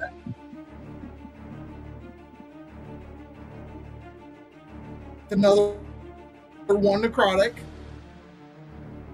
Jeff, if you can hear us, you are breaking up bad. Yeah, you are. 5th bolt. I think that's a no. No, I'm here. Oh, I'm here. you're real choppy. Yeah, I don't know what's going on, why I'm so broken up. But the 5th roll was a nat 20. Okay. Quadruple damage. Oh, shit. Dang. Let's roll it up and that is 4d10, so that's 45. it's just a 1. Roll your regular damage times 4 plus 5. Okay. So ignore this real quick. All right. So 1d10.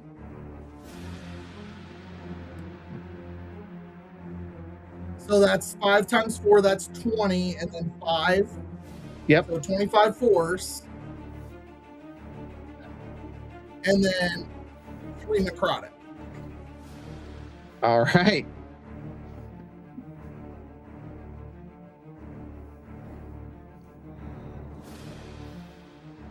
All right. Is that it? Just trying to keep this rolling. 1 more bolt, One more. right? So that's 18 on the die. Yep. And that is 13 force. And another 2 necrotic. All right. And I'm going to shout at him, Octema Sylvanas. All right. Start of their turn. All right. I need all of you to make a dexterity saving throw. Is this magic? No, It this is a not saving mad. throw. Well, it's a saving throw. It's vines again. So yes. Lashing it. So should we This just isn't a assume- magical saving throw. This is so a should we dodge just the assume vines. If you get less than 102, you fail.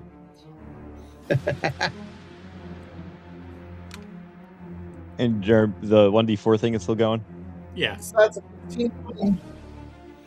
16 for I got another me. nat 20 on a save. Or on like my constitution save. 26. All right. Bishop saves. The rest of you don't. So Bishop, you take half damage. Evasion for 0. He takes none. You don't need to evade. All right. The Is rest this of you. evasion new? I don't remember that. No, I've No, had he's evasion at since it. level 7. Oh, huh. All right. So the rest of you take 20 points of bludgeoning and 21 slashing. We take half that as circle of power, right? Yeah, because it's magic. It's not magic.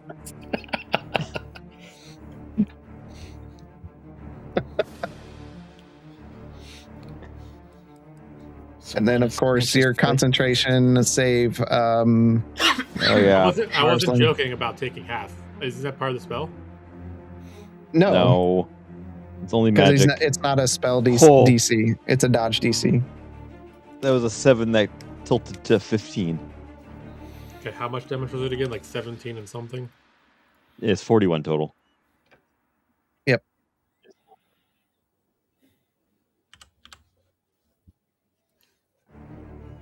Gwent and I am visibly upset now.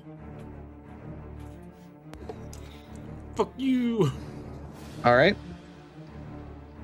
You see him fade into the branches behind him and appear off to the side right here.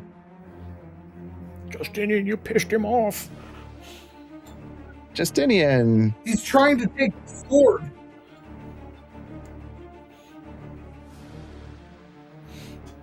That's a hit. 27 points of radiant damage, and roll for your item. Okay, I would like him to make a dexterity saving throw. Okay.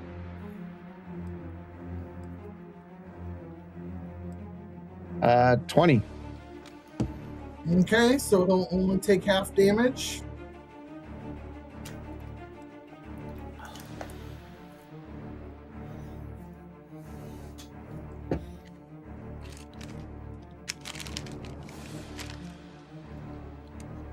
So that's 15 fire damage he'll take. Okay. And D6. 5. That's my sentinel shield again. Yeah, I think so. Yeah, it was 5 last time, right? Well, no, it was 7 last time, but I had 2 potions in my inventory. All right, and he hits you again for 15 points of bludgeoning damage, and you are now grappled as vines raise up and wrap, and you are restrained. Okay. You guys see just blood spew out of Justinian's mouth as he gets crushed by these vines.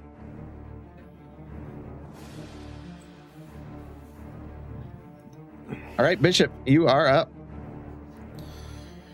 Ay, ay, ay. Okay, I will move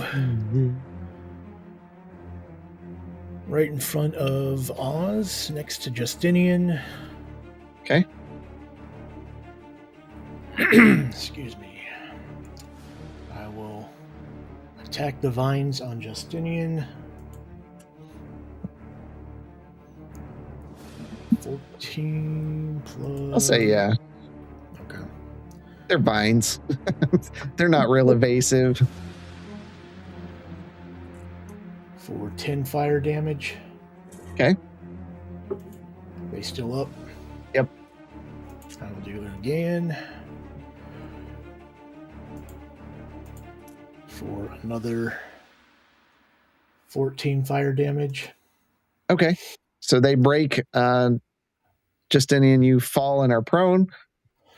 I will bonus action flurry. Third attack. Fourth attack. Fifth attack. 13 plus. You got to roll bless on that one. So that does not hit. Yeah. Yep. Okay. It was close. It was real close. So 32 fire damage on him, and I will use another key point for stunning strike, so a 20 con save. Okay. 29. Okay. I did this wrong last time. He does have half his movement, but the next attack against him is at advantage. Okay. And that's my turn. All right. Which brings us to Oz as Bishop just begins punching vines and then slaps over at Ferrandis. With my extended reach, I can't attack a creature if there's a player in front, correct? Technically, you can attack through players. So I'm going to say yes. Because you can shoot an arrow through a player's square. Okay. I'm going to attack him with my reach of almost 30. Yeah. Don't know how logistically that works, but yes. Your first one is at advantage. Yep. But never underestimate the power to roll 2 natural ones for advantage. Hey, well, don't put that That was on us. a nat 20 there. He has done it before. I've done it. Yeah. Same here. I did just All roll right. a D100 and rolled a 2. You did. Okay, so double damage, and if this was a melee attack, you can make a DC 16 strength athletics check to increase this to a triple damage. Okay. Okay. All right, so it's double damage, but I have to make an athletics check. Yeah. To make it Roll your ass. 16 athletics. DC what? You should be able to 16. No, yeah. That's, You should be able to do that. yeah, like in my sleep. Add your D4. Add your D4. Oh, And can I don't add think the that D4? applies there. It's not a attack. It's like a thing. Yeah. It's a check. Okay, fine. It's what they'd call a D20 test now. Yeah. All right, so it's still trying to do. I want to do a flat roll. I don't want to do a. All right, so we're gonna do this, and then we double it. Okay, that's cool. That was a great roll. I'm also gonna use Savage Attacker on that because that was ridiculous. All right, there, and then. All right, it's still trying to do the flat roll. Yeah, so I've Straight roll? yeah. Well, it's trying to do. It's trying to do crit damage. There. yes. That's what I want. Okay. So And 20 then- points of damage. Yes, plus 5, plus this. Okay. Okay. So it's 25, 32 points of damage to that. All right. Got it. Okay. And I'm going to push him back 10. Okay.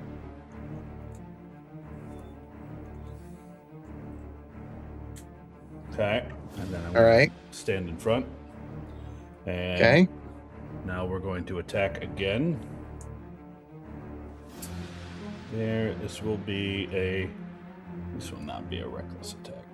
No, it will not. That will hit. Okay. That plus 5, 17, and that 24 points of damage. And Okay. Justinian is going to get temporary hit points Woohoo! and 10 temporary hit points to Justinian. And I Yeah. think that is everything. All right, yeah. Man, you have so much you can do on your turns. Yeah, that's why I have like a spreadsheet like open so I can see, all right, what happens when I do this. Yeah. We haven't even gotten a reckless attack or a brutal strike. It just doesn't really apply here. All right, go ahead. You're good. All right. At the end of your turn, Justinian, make a wisdom saving throw. It taking into account the rune of power or whatever, circle of power. Wait! It actually applies? Yes. Oh, it was Wisdom all saving worth throw. it. Justin, you better not fail. Oh, God. He did. I failed. Those are terrible. Wait, I get to add a D4 to that, right? Oh, I that get to add a was, D4 because it's a saving throw? Yeah. Yeah. that was you do. horrible. Does it matter? It doesn't matter. You're pretty far out of the save That's rate. 11. That's great. That's above average. 11's great.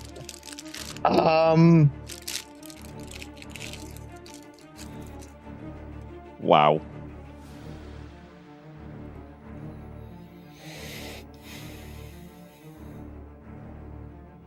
You're not immune to being charmed, right? Actually,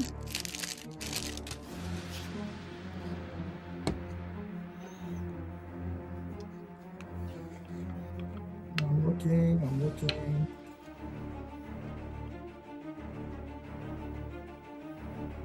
It'd be at the top. No, I am not. Okay. No, I am not. So you just hear him whisper in Sylvan, I think you need to think where you came from. and walk to the plants on the north side of the room and sit down and contemplate your life choices as he casts suggestion on you. Oh man. Wow. Okay. All right, Marslin, you are up. Oh boy. How fireball friendly does this place seem to me in my best judgment? There's 5 of your allies here. I mean, or 4 of your allies. Pretty Here. small room. But if we all save, we take no damage.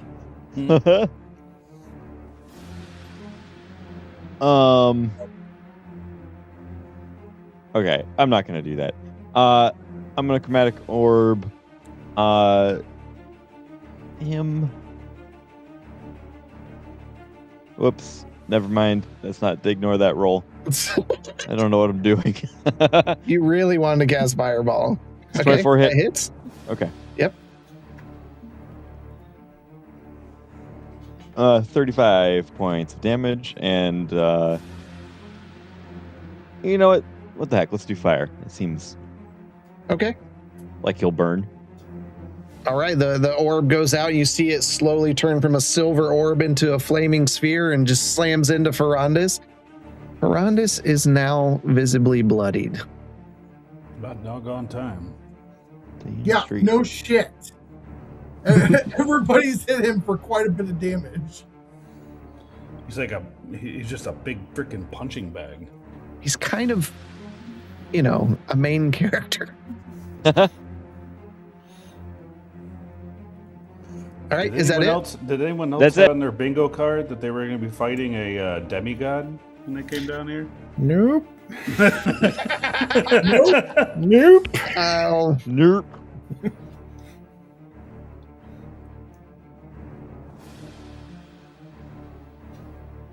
At the end of your turn,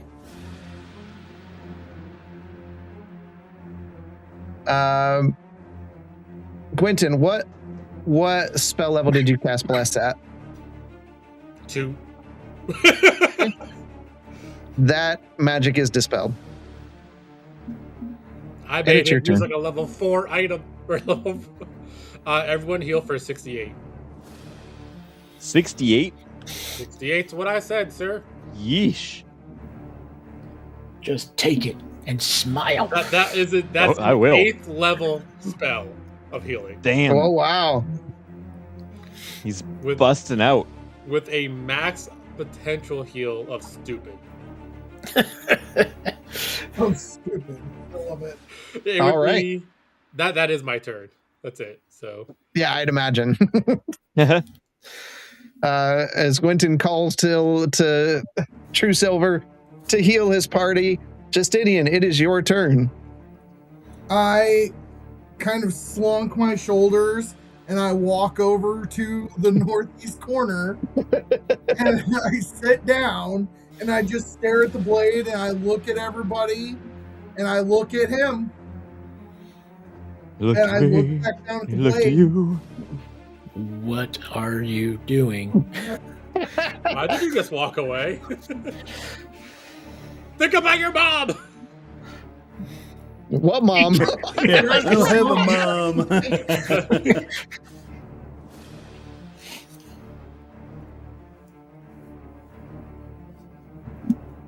Yeah, so all the resolve just washes out of my face and I look like a scorned child holding his toy in his hand. Okay, so you're thinking about what you're going to do. What for the process of that spell? The spell will end at the end of your next turn. Right. Yeah, I kind of figured. All right, it is his turn.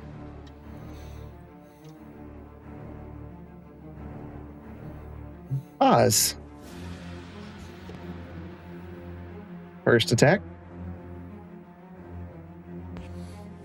That hits. You take 16 points of bludgeoning damage as vines wrap around you, and you are now grappled and restrained.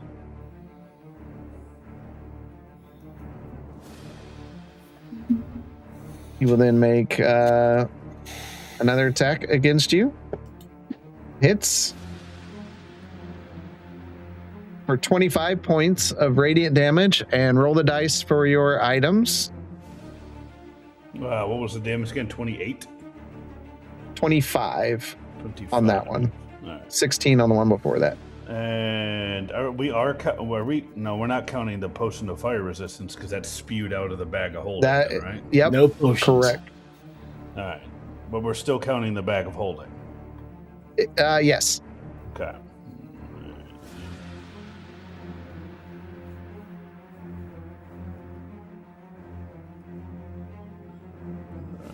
Let's do, it was a D10. There. Okay. Bag of holding vomits again. Okay. other bag There's of a, holding? it's just a dry heave. Nothing there. You see Ferranda's bring a hand into the air, and you see some of the leaves mend together, and he's no longer visibly bloodied. Oh, motherfucker can heal too. Great. Bishop, it's your go. All right. I will step down next to Oz. Okay. Can't I teleport out of that? Teleportation work, right? Yeah. I can do lots of teleporting. Much teleporting. First attack on Ferrandis. Second attack. Flurry.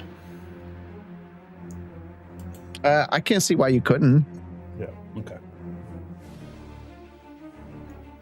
because you're not moving. You're teleporting. All right, so 4 of them hit for a total of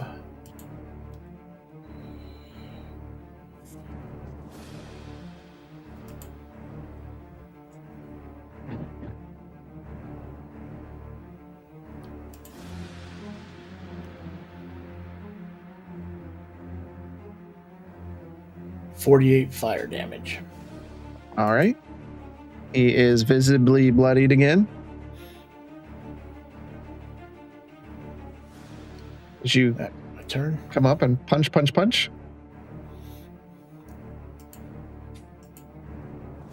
All right. You said that was the end of your turn? Yep. All right. Yeah. Should be At the Oz's turn. at the end of your turn, he's going to punch you back. He hits. 22 points of radiant, and roll for your magic things. 22. Yep. Okay, I'm going to reaction deflect. So I take 0. And then inventory. It was 5, so I roll a d6. Let me make sure I did that right. Count them again.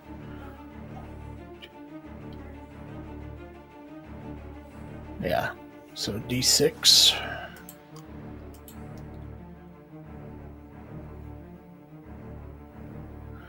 Okay, the Dragonhide belt. All right. So just don't count that for whatever it does. Oz, you're up. Okay. I'm still grappled and restrained. Yep. Great.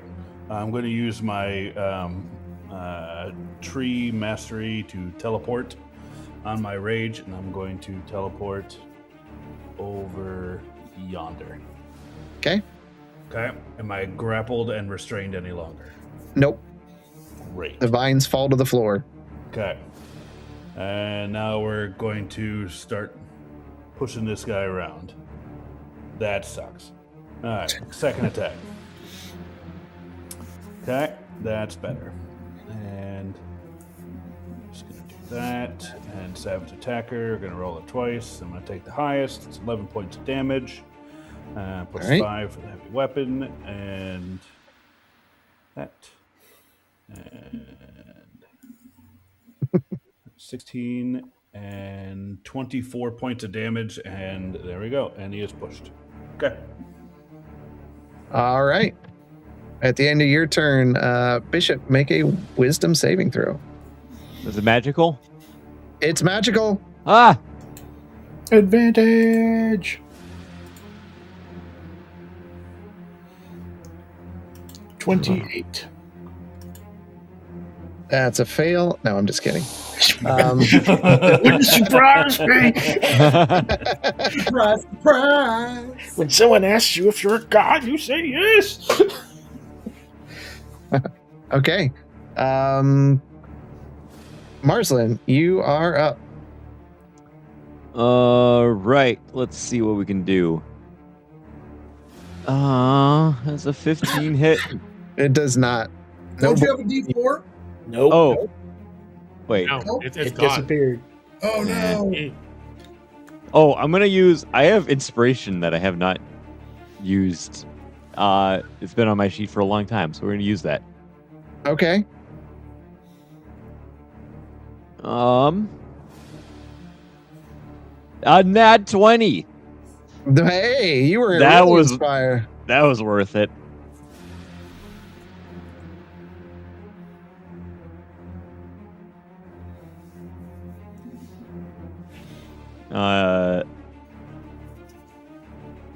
It automatically doubled that. What are we doing?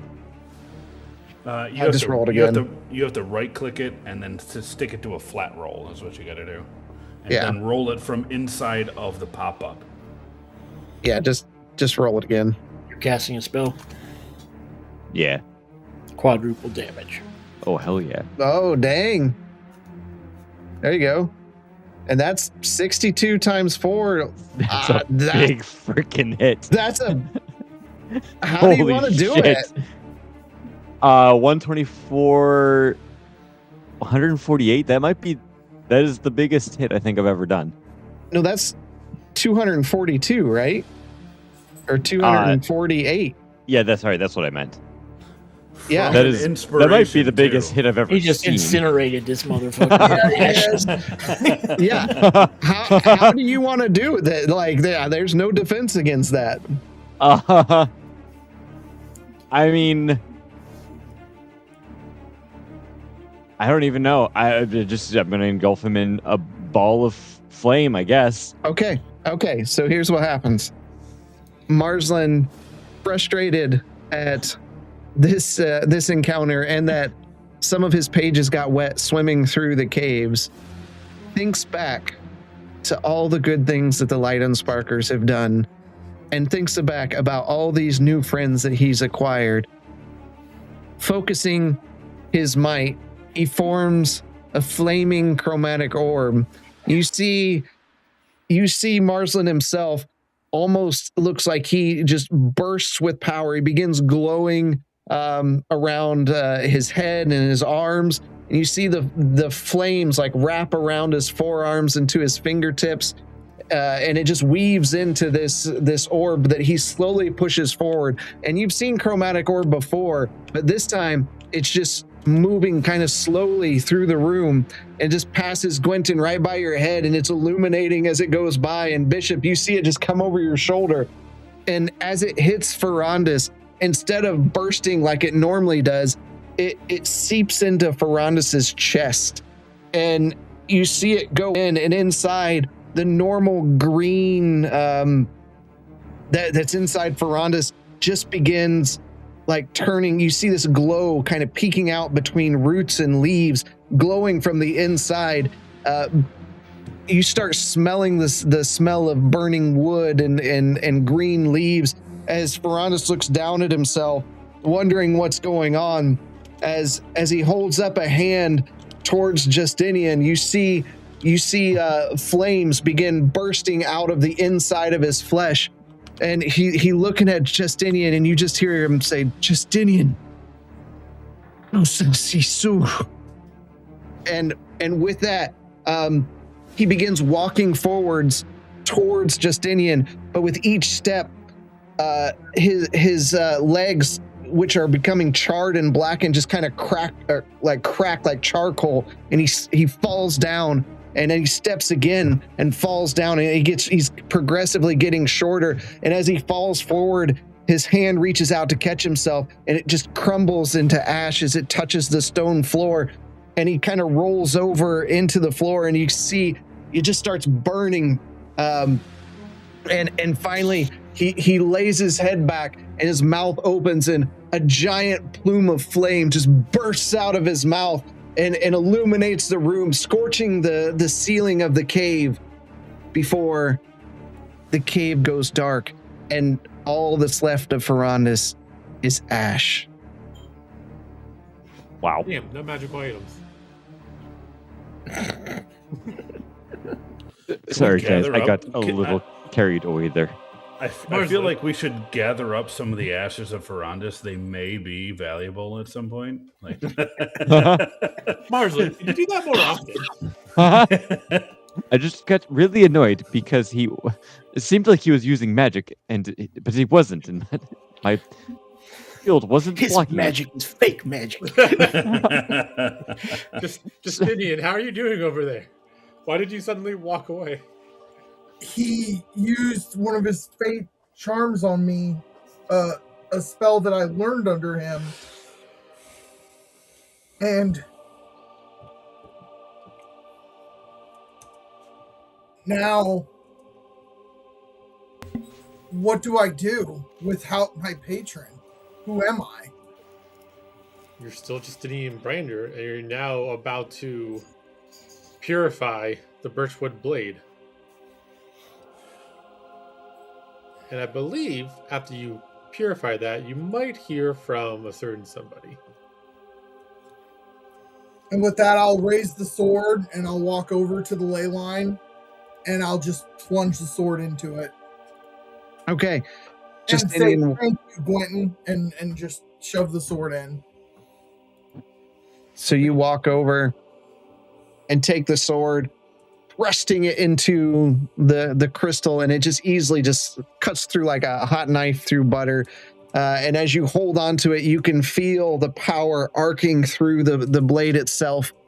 And you all see the ashes of Ferrandis start swirling around as Justinian throws his head back. The ashes thrust into the air and turn into a tight spiral before becoming a cone that goes right into Justinian's mouth. You see him absorbing and almost eating Ferrandis as his body just shakes, holding the sword.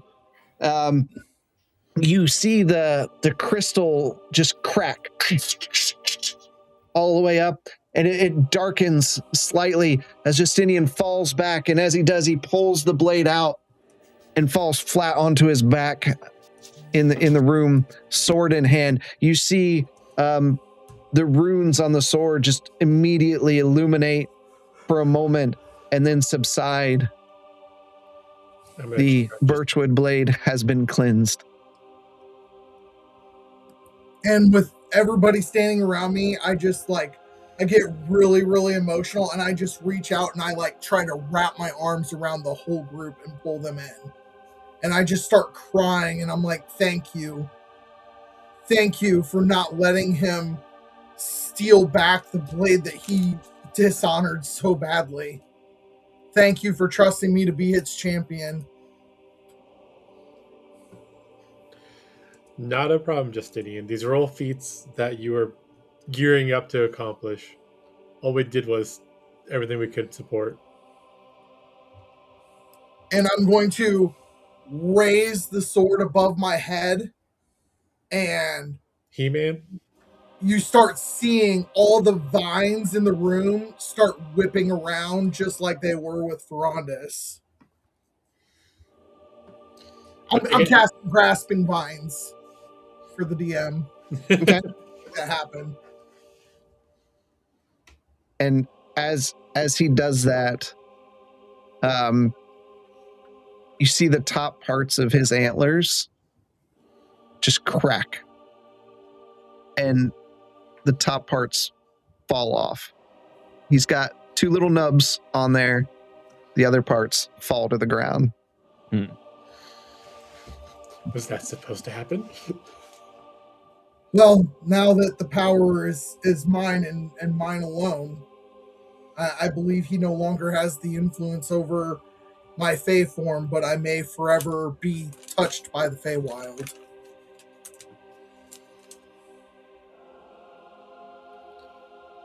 So back to your earlier question about who are you without your Patreon? I think you are your own patron now. It would seem so. And I have all of you to thank for that.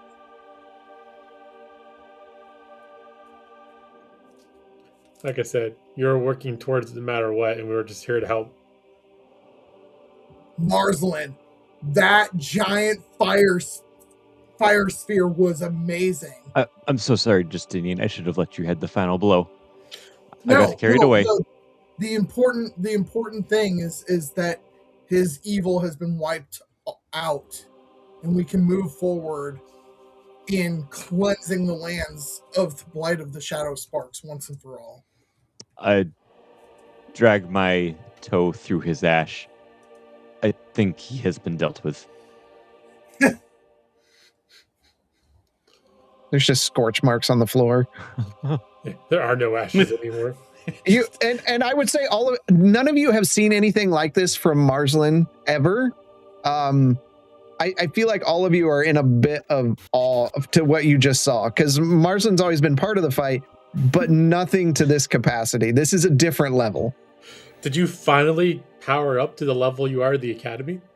Did you finally you earned that title? I think like an Archmage or something now. I just pulled a Dragon Ball and charged up for the last 100 sessions.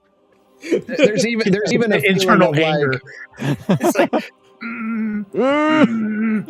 there's even that feeling of fear and appreciation that he's on your side now after seeing what just happened.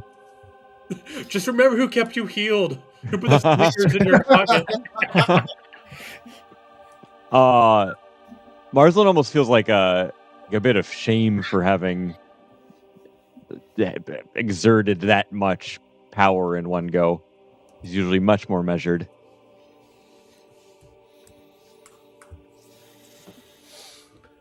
I knew eventually that you would understand the rage that can consume us all. Good job. Took a level in Barbarian. Is that what rage feels like? I did not like that. Barbarian. Kind of feels like that on the inside. Do you feel like this all the time? Just when I'm angry. So, yes? Yes.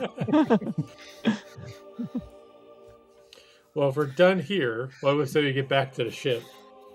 Yeah, thank goodness we know the way. I know I can swim that far. If you want to go for a swim. I've ever had to deal with a demigod before. I did not expect to find Ferrandis hiding out underneath the water. Yeah, me either. What did he say to you?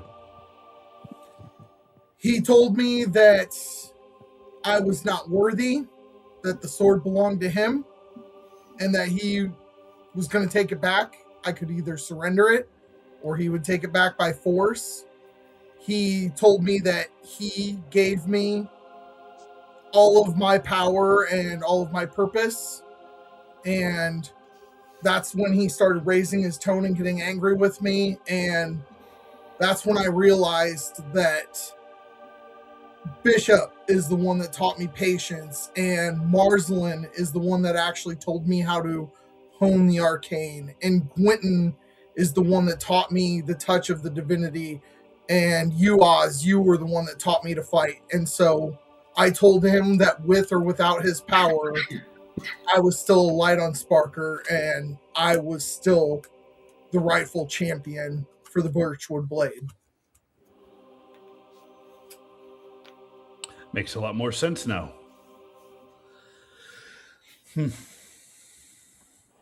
Well.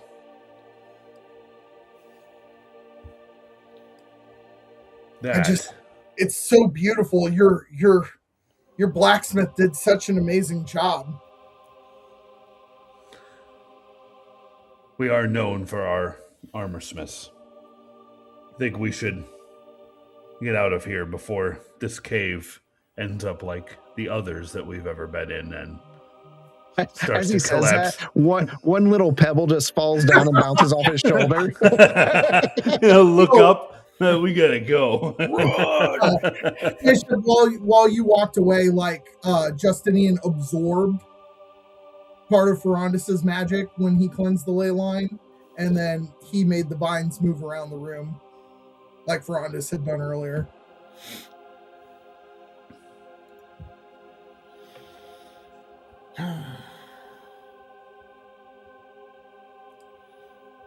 And you got a hug. You got a Justinian hug. Plus one hug. Yes, right. Plus one. Is that good for an inspiration? Mhm. No. I don't know. Your last inspiration pretty much like nuked Yeah, us. don't- Dead. Yeah. Never given you guys inspiration again. That was amazing. It evidently absorbs power over levels. I think that was a carryover from Annex. Annex used to be able to give those things out on arrest. I've had it for so long, and I'm like, I don't Yeah. need That's it. the thing. That's one of those. Like I made sure I didn't pull the same card that I did, and I'm like, nope. We just happen to get 2 life-threatening cards, pretty much almost back to back. Yeah. That was life threatening. All right. Dude, that suggestion was awful. Why would you do that to me, Drastin? That was just I'm so surprised Sit you down didn't- and think I'm- about what you did. I'm I surprised you know. didn't make him take the blade or like hand the blade over. I Mm, wonder how that would have worked. Yeah. yeah. I'm gonna cast Word of Recall and just get us back to the ship. Okay, with that, and you're on the ship. The door to that room is open, and you can see one of the crew people. They're like holding this small sack of some kind of snack, like embroidered on the outside. It just says Marco's Nuggets, and he's just there like eating them as you all just like land there. Why are you eating in my room? What you want here? I wasn't going to share. It's quiet in here. This is mine. As he just takes one out and like it just has a crunch to it. Oz, did you pick up all your stuff? I hope he did. I just was thinking that. Yes. Yes. Yes, I did. Yes. We're gonna say he did. Before Quentin teleported us all out of there. No! Hey guys, I'll be back. I'll head out of the room then. Do the magic items gain their magic properties? Yes, that only lasted around.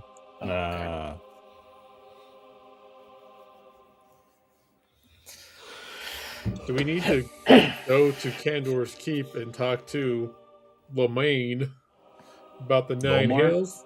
Yeah, I know. I'm thinking we about set him on that like months ago, right? at least 8.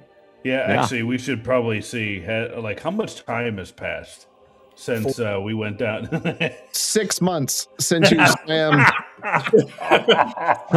It's now winter. Presence of a demigod, yeah. Oh, no. The time didn't pass. You just rapidly aged 20 years. God, I can't. Yeah, you're all older. Oh.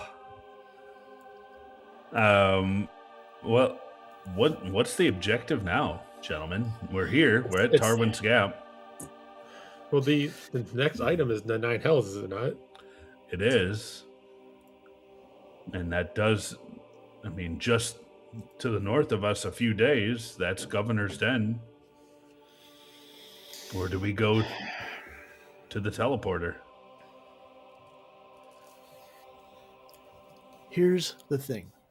Do we think that by going to Governor's Den and destroying the artifact of the religion, will that have any effect on us going and facing this gentleman in the Nine Hells. I think they might be angry. Well, but they also might be weaker. Do we know that? Do we know that though? Faith? No, we do not. Counter argument, we kind of do. Is the tactical advantage worth letting people be subjugated under a religion?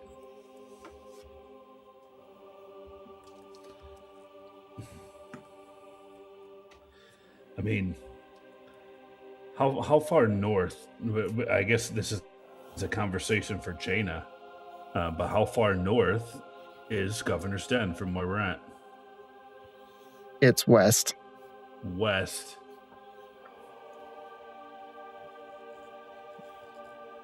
It's only like a few inches. Yeah, it's just slightly northwest. Probably day and a half, 2 day travel. So almost on the way. No. No, we'd be going southwest Yeah. to the island. We might save a day of travel by going to Governor's Den, and is our starting point. But I think it's worth investigating Governor's Den. If the two are related, if we think the two are related, we could just be wasting our time, but the people there are suffering. I don't think anyone's actually suffering. Because the new religion took over and kicked the king out. right, we got told that no one was being hurt. Like literally, it's just kind of this is the new religion, Yeah, like it or not.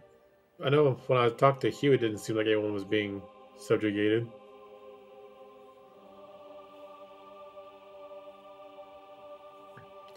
And in theory, and I think I know this out of character more than in character. Think about your studies, Quentin. Dude, clearly I was bad out of book. I know about this god. I know this guy is most likely the one who has the item we're looking for, because it's believed to be, I think, our notes from Lomar saying I believe he had it. He did not. He did not mention Asmodean. Just that it's in the 9 Asmodeus. He's just in the 9 hells. I just looked at that statement this weekend. Yeah, Asmodeus is the leader of the 9 hells, isn't he? Yes. Yeah. And we've got a religion that's taking predominance that is to Asmodeus. Asmodeus.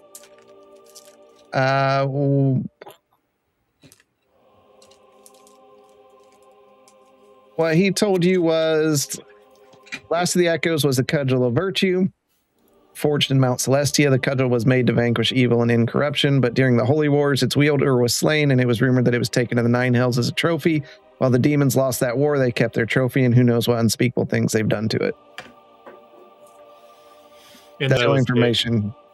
And that was in Phlegethos. Yes, Phlegalos. And doesn't my book tell me that he's in that location? Do you get your book out?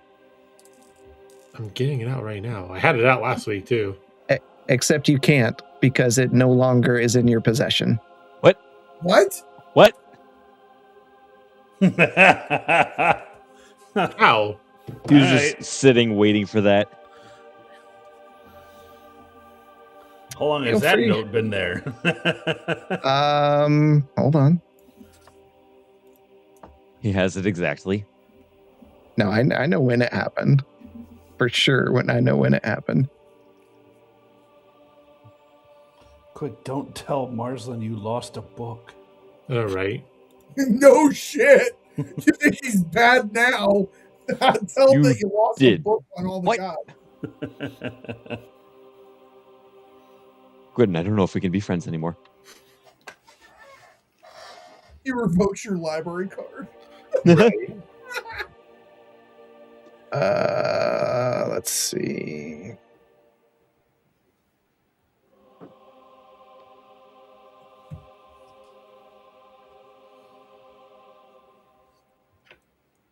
Here it is.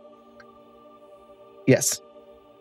It's gone. I found yeah. In fact, if you were all to look, you're all missing something. What? Well, how do I know what I'm missing? Yeah. Well, I know someone didn't take it out of my inventory because it's still sitting there in my inventory. No, I didn't remove anything out of your inventory. But if because I forgot. Bishop, as you've looked through your stuff, there was a mask that Luna made that's not there anymore. The book is gone. Justinian, a token to remember your parents, which it doesn't matter, but it's not there anymore. Marsland, the pin of illiteracy is not there anymore. Finally! That's fine. And Oz, you're missing a flute. Oh, the flute. I like that flute. Hey, It's that's been my there flute. since wait. episode 2. Wait, you are telling me that you took away the one thing that could remind me I had parents, which was my mother's letter. That's evil. That's What, Oh I my mean, God. what happened I thought first? I had Did the that- I thought item I get had taken that all away, out. or did Justinian choose to remove the memory of his parents? He removed the memory before this happened. Yes. You're just a my God. bad I had- man then. I had Okay. my mom's letter in as the token from my parents. You're such a dick. Well, that's why I wouldn't know. It was something I wrote in, and it's still sitting here. Yeah, I forgot to go in and take them all out. Okay. It was a result of failing one of the Fey trials.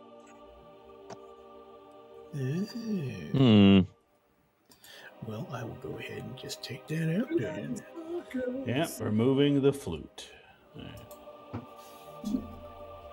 Would I have noticed it be removed with my passive perception? Screw the Feywild. Hey, wild. Here we are thinking it's like, oh, weird. We didn't pass the trial. Okay. Nothing. Yeah, I nothing was to like, see here. there's no consequence to this. No consequences at all. There's no such thing as a trial with no consequences. Right. What trial did we fail? Exactly. The one riddle. with the riddle one. We failed one of the Or the four- blessing. The blessings. Yep. What was the answer to that one? Yeah, what was the answer? Which one? It was like the box, the home. Oh, it was the mirror. It was someone had it right off the get-go, and you guys talked yourself out of it. I could have had a dad. It was all your fault. It says the mirror, because Fey logic is forward, backward, and nowhere are literal versus emotional directions. Inward is the truth of self-awareness, so it's the right answer. I knew it. Oh, Riddles. riddles. Mhm. Riddles and puzzles. This group. Anyway. riddles and puzzles. So, Gwenton, you do know things about Asmodean. You did study the gods. Not So you anymore. do- I know nothing. I got no link to refer to.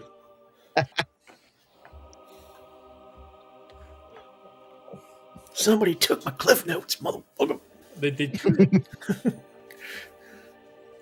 Plot twist: I put a magic spell and it blows up in that lady's face. Oh my gosh. She opens up, it's just fireball. Oh my goodness. All right. You're on the ship. Where are you headed?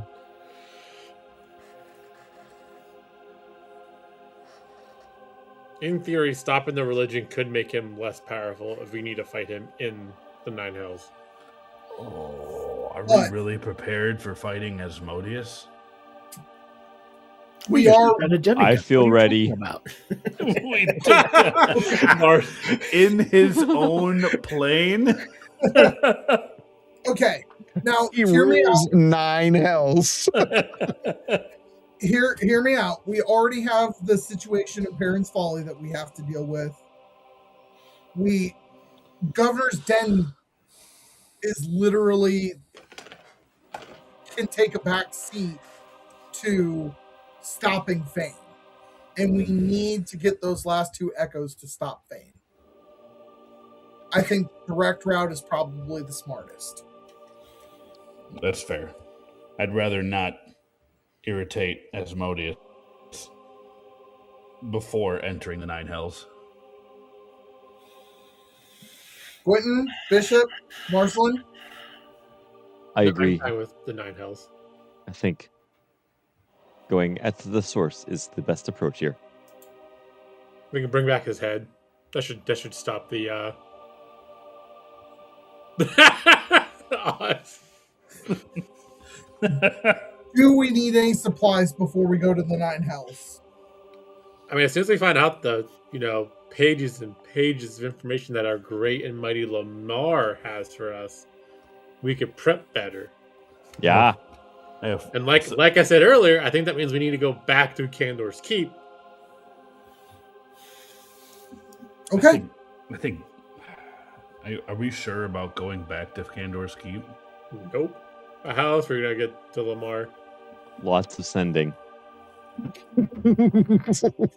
Well, Marsden, have you even tried reaching out to see where he's at? The last time we tried doing a sending to people in Kandor's Keep, it didn't work. Incorrect. The last time it did work. Oh, okay. Wait, Right? did it? Yeah, because we just did one to say, hey, can you keep an eye on when these generals are generals. We wanted people to spy on the generals. Oh, that was the sending spell. Okay. Yeah. Because sending stones. The sendings didn't work to the people that were disappeared from Kandor's Keep. Gotcha. Yeah. Or dead. Or blocking. Like Drisk. That still makes me so sad. He was a good guy just trying to work. If we can find his body, I can bring him back. Good luck. He was only a day from retirement, too. Oh, As he got shot, did he say, I'm getting too old for this I'm shit? getting too old for this. So Marsden, you want to try talking to your friend? Did I try cast sending to him? I don't think I did, right? No, Or, you have not to Lomar. and he was not at the house last time we were there. We didn't really. You didn't even go look. We weren't there long enough. No, because someone tried to drop a city on us. No, someone did drop a city on us. We're Okay. like, woohoo, victory. Oh, fuck. I'll cast sending to Lomar. Lomar, this is your favorite Vidalcan, Marsland. We have a new research task for you, and I was wondering if you are ready to accept a new task. I did not see if you were at the house last time. Is that 25 words? That was a lot. So, fun fact about sending is you don't need to say who you are. They And- just know. But it's a bit. Yeah, at this point, would they know? Because it's Marston. Martin, what task do you have that you need me to research?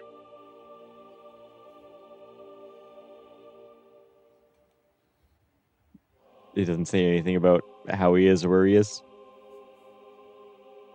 That's just what he said. Well, I guess he's okay. I got a response from him. Should we go back to Kandor's Keep now? If that's where he is. I'll cast sending again. We are interested in researching the Nine Hells some more. Are you still at the house? At the moment, I'm at the academy reading some books and fixing some of the things that were messed up during the occupation. I can Okay. research while I'm here. That were messed up during the occupation? Like the occupation's done? Are you sending another mess spell? What are my spell slots looking like? I think you used 4 of them to do that one spell. What? Oh, the big one. Yeah, I can cast another sending.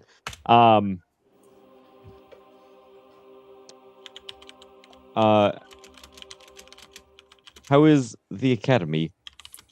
Is the floating island still there? Is the city still? Oh my God! Can't we see the floating city from where we're standing on the ship? Wingardium Leviosa. Wait, are we back? No, We're on the not back ship. yet. We're on the same continent. We're not that far from it. Could we? We wouldn't be able to see it from where we are, could we? No. We're not days bigger. from it. Meh. Yeah, you're about a day from it. Yes, Yeah, that's What still day? pretty far. And there's mountains in the way. yeah. But it's a flying island. Anywho. Okay. Well, I still ask the question. Yes, they're still here. It's still above us. The academy is quiet.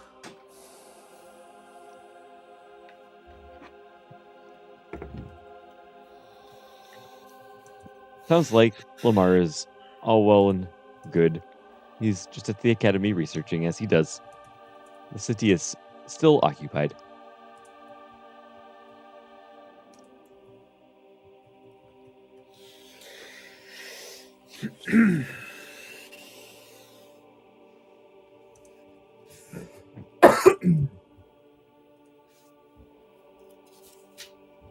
So again, do we go back to Candor's Keep to go talk to him then? Unless we want to sit here and have to get all of Wilmar's information through the channel of Marsland, I would say that's probably the next logical step. Okay, so we'll tell Jaina to start heading towards Sandor's Keep. Can't Sandor's Keep. Remember, we have to land in the water and then finish sailing in. Yep. And everyone say to themselves, I am a ship of the sea. I am a ship of the sea. Should we do a test fire of the Blistai as we roll in just to make sure they still work? Do-do-do-do-do. And we get smited. It was just a break, bro. All right.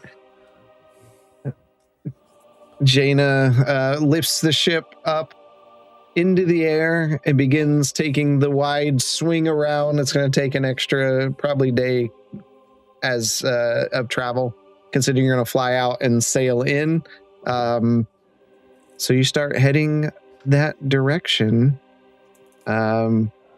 Justinian stands on the deck, admiring his new blade, while the rest of the party contemplates their next actions. Continued next week, episode 131. So, don't have a name yet. Haven't thought about it. So, yeah. So there we are. That's where we're gonna end this evening. So exciting. According to my notes, you all are now level 16. Oh, shit. Ooh. To be God. Except for Marsland, who gets to be level 17. Yeah, do I level up twice? He just skips forward because, yeah, I think He in power the surged and shit himself. I think in the 5 years that we've been doing this, that may be the hardest hit that Ever? Yes. Yeah, I don't Ever. think I've ever seen Yeah. one that big. because usually quadruple damage is done on a melee attack. Yep. Which is completely different. But when you do a spell attack, especially one that's cast at a high level, I cast that at my max level. Yeah, 'cause I think melee wise, I might have hit 70 or 80 yeah, before Yeah. with a quadruple, but yeah, never 200. That was wild. Well, with those same, it was with the cards and thinking on the cards, those are the same cards that decapitated a player before. they I are. Yeah. I rolled so well on that too because it's 10d8 and I rolled 7, 6, 5, 7, 7, 4, 8, 8, 6, 4. That was just a really good roll too. That was near max what it could do, and then quadruple that. So that was like half of his HP. Wild. So, and not only was it half of his HP, it was 2 hit points more than the hit points he had left. So it was just enough. He still had that much HP left? Yeah. Oh, he healed himself right before. Yeah, if it wasn't for that, we would still be fighting him right now. But I thought you said he was bloodied again. Mm-hmm. He was, but I mean, he had healed himself and wasn't bloodied, and then he was right. Him. Yeah, Marsland, he was right on the cusp. Marsland, in those 6 bolts that hit, I had done 115 damage to him. Yeah, in those 6 bolts, because 2 of them were crit hits. Like he had a lot of hit points, and then like that AOE whipping vines thing, that's like a dragon's breath. So you cast it and then you have to roll a 5 or 6 to cast it again. Well, after the first round, when I rolled a refresh, he got it. So he got to do it again. And that's what was beating you guys to death. Because his DC for that was 24. Oh my god. His spell save DC was 24. Yeah. That's why I stopped with the stunning strike, because I'm just like, he just succeeded every time. Not only did he got advantage on all spell saving throws, he could also choose to save it 3 times a day, and then his Constitution save was plus 16. Oh, Jesus. Yeah, I was just like, I'm not even going to bother with a con attack. Well, that's why against after him. the second time, I'm like, I'm just done with that. That's me throwing key points away. Yeah, it was. I mean, you guys are at that level. Furthermore, as you go up, things get worse. Yeah, remember it when it starts going retro, when it starts applying to us. Right. So, thank you all for coming out with us again. Thank you for our people that support us. Truth Bearing Consequences, Half-Ass Beer Review, new video coming out. And then we have a picture here of the Dungeon Banter. There we go. This is for Wednesday.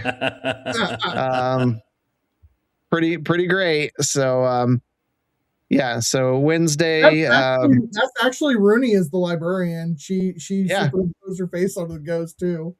I thought it was great. Yeah, that looks great. Get her.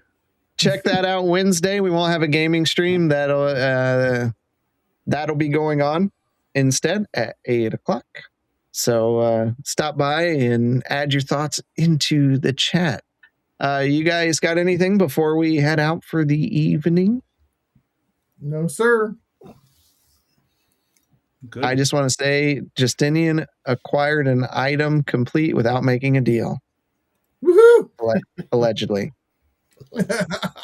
We don't know what they were saying in that spooky language. I do. I put a lot of work into that. Hey, we both did. Now, come on. Now, we both did. Like, you knew what I was saying. I knew what you were saying. And, all for the rest of us to have no idea. Yeah, we're all just sitting back, just like, having a drink. Well, okay. So, like, that was something that Drastin and I discussed was, like, we should do this more as a group. So, like, if Quentin wants to say something in Dwarven, if he and Drastin work it out in advance, like, it was cool because it gave you guys like the chance to hear proper nouns. Like I said Sylvanas in there. I said each one of your character names. I said Ferrandis. Like you guys got to hear all of those proper nouns that you would recognize, but with no context. Yeah. Some of those conversations. Yeah. Easy enough. Yeah. All right. Well, until next time, we'll see you in the dungeon. Take care, everyone.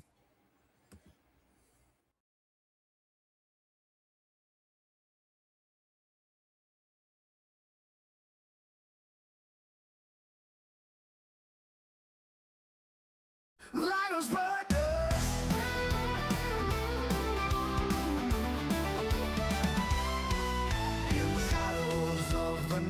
light, where demons haunt and fright. Everyone stands afraid to fight against the evil. But there are those that stand alone against the evil and the crones. Heroes willing to go the extra mile and end the evil with maximum style. When you need heroes to go deep, when you need heroes that never sleep, liners like us. When you know all hope is gone, when you need to right what's wrong, liners like us.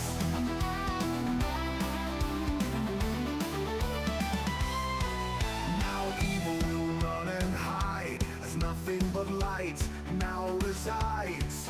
Our heroes saving all the souls, their adventures now a tale of hope. When you need heroes to go deep, when you need heroes that never sleep, liners like us. When you know all hope is gone, when you need to right what's wrong, liners like us.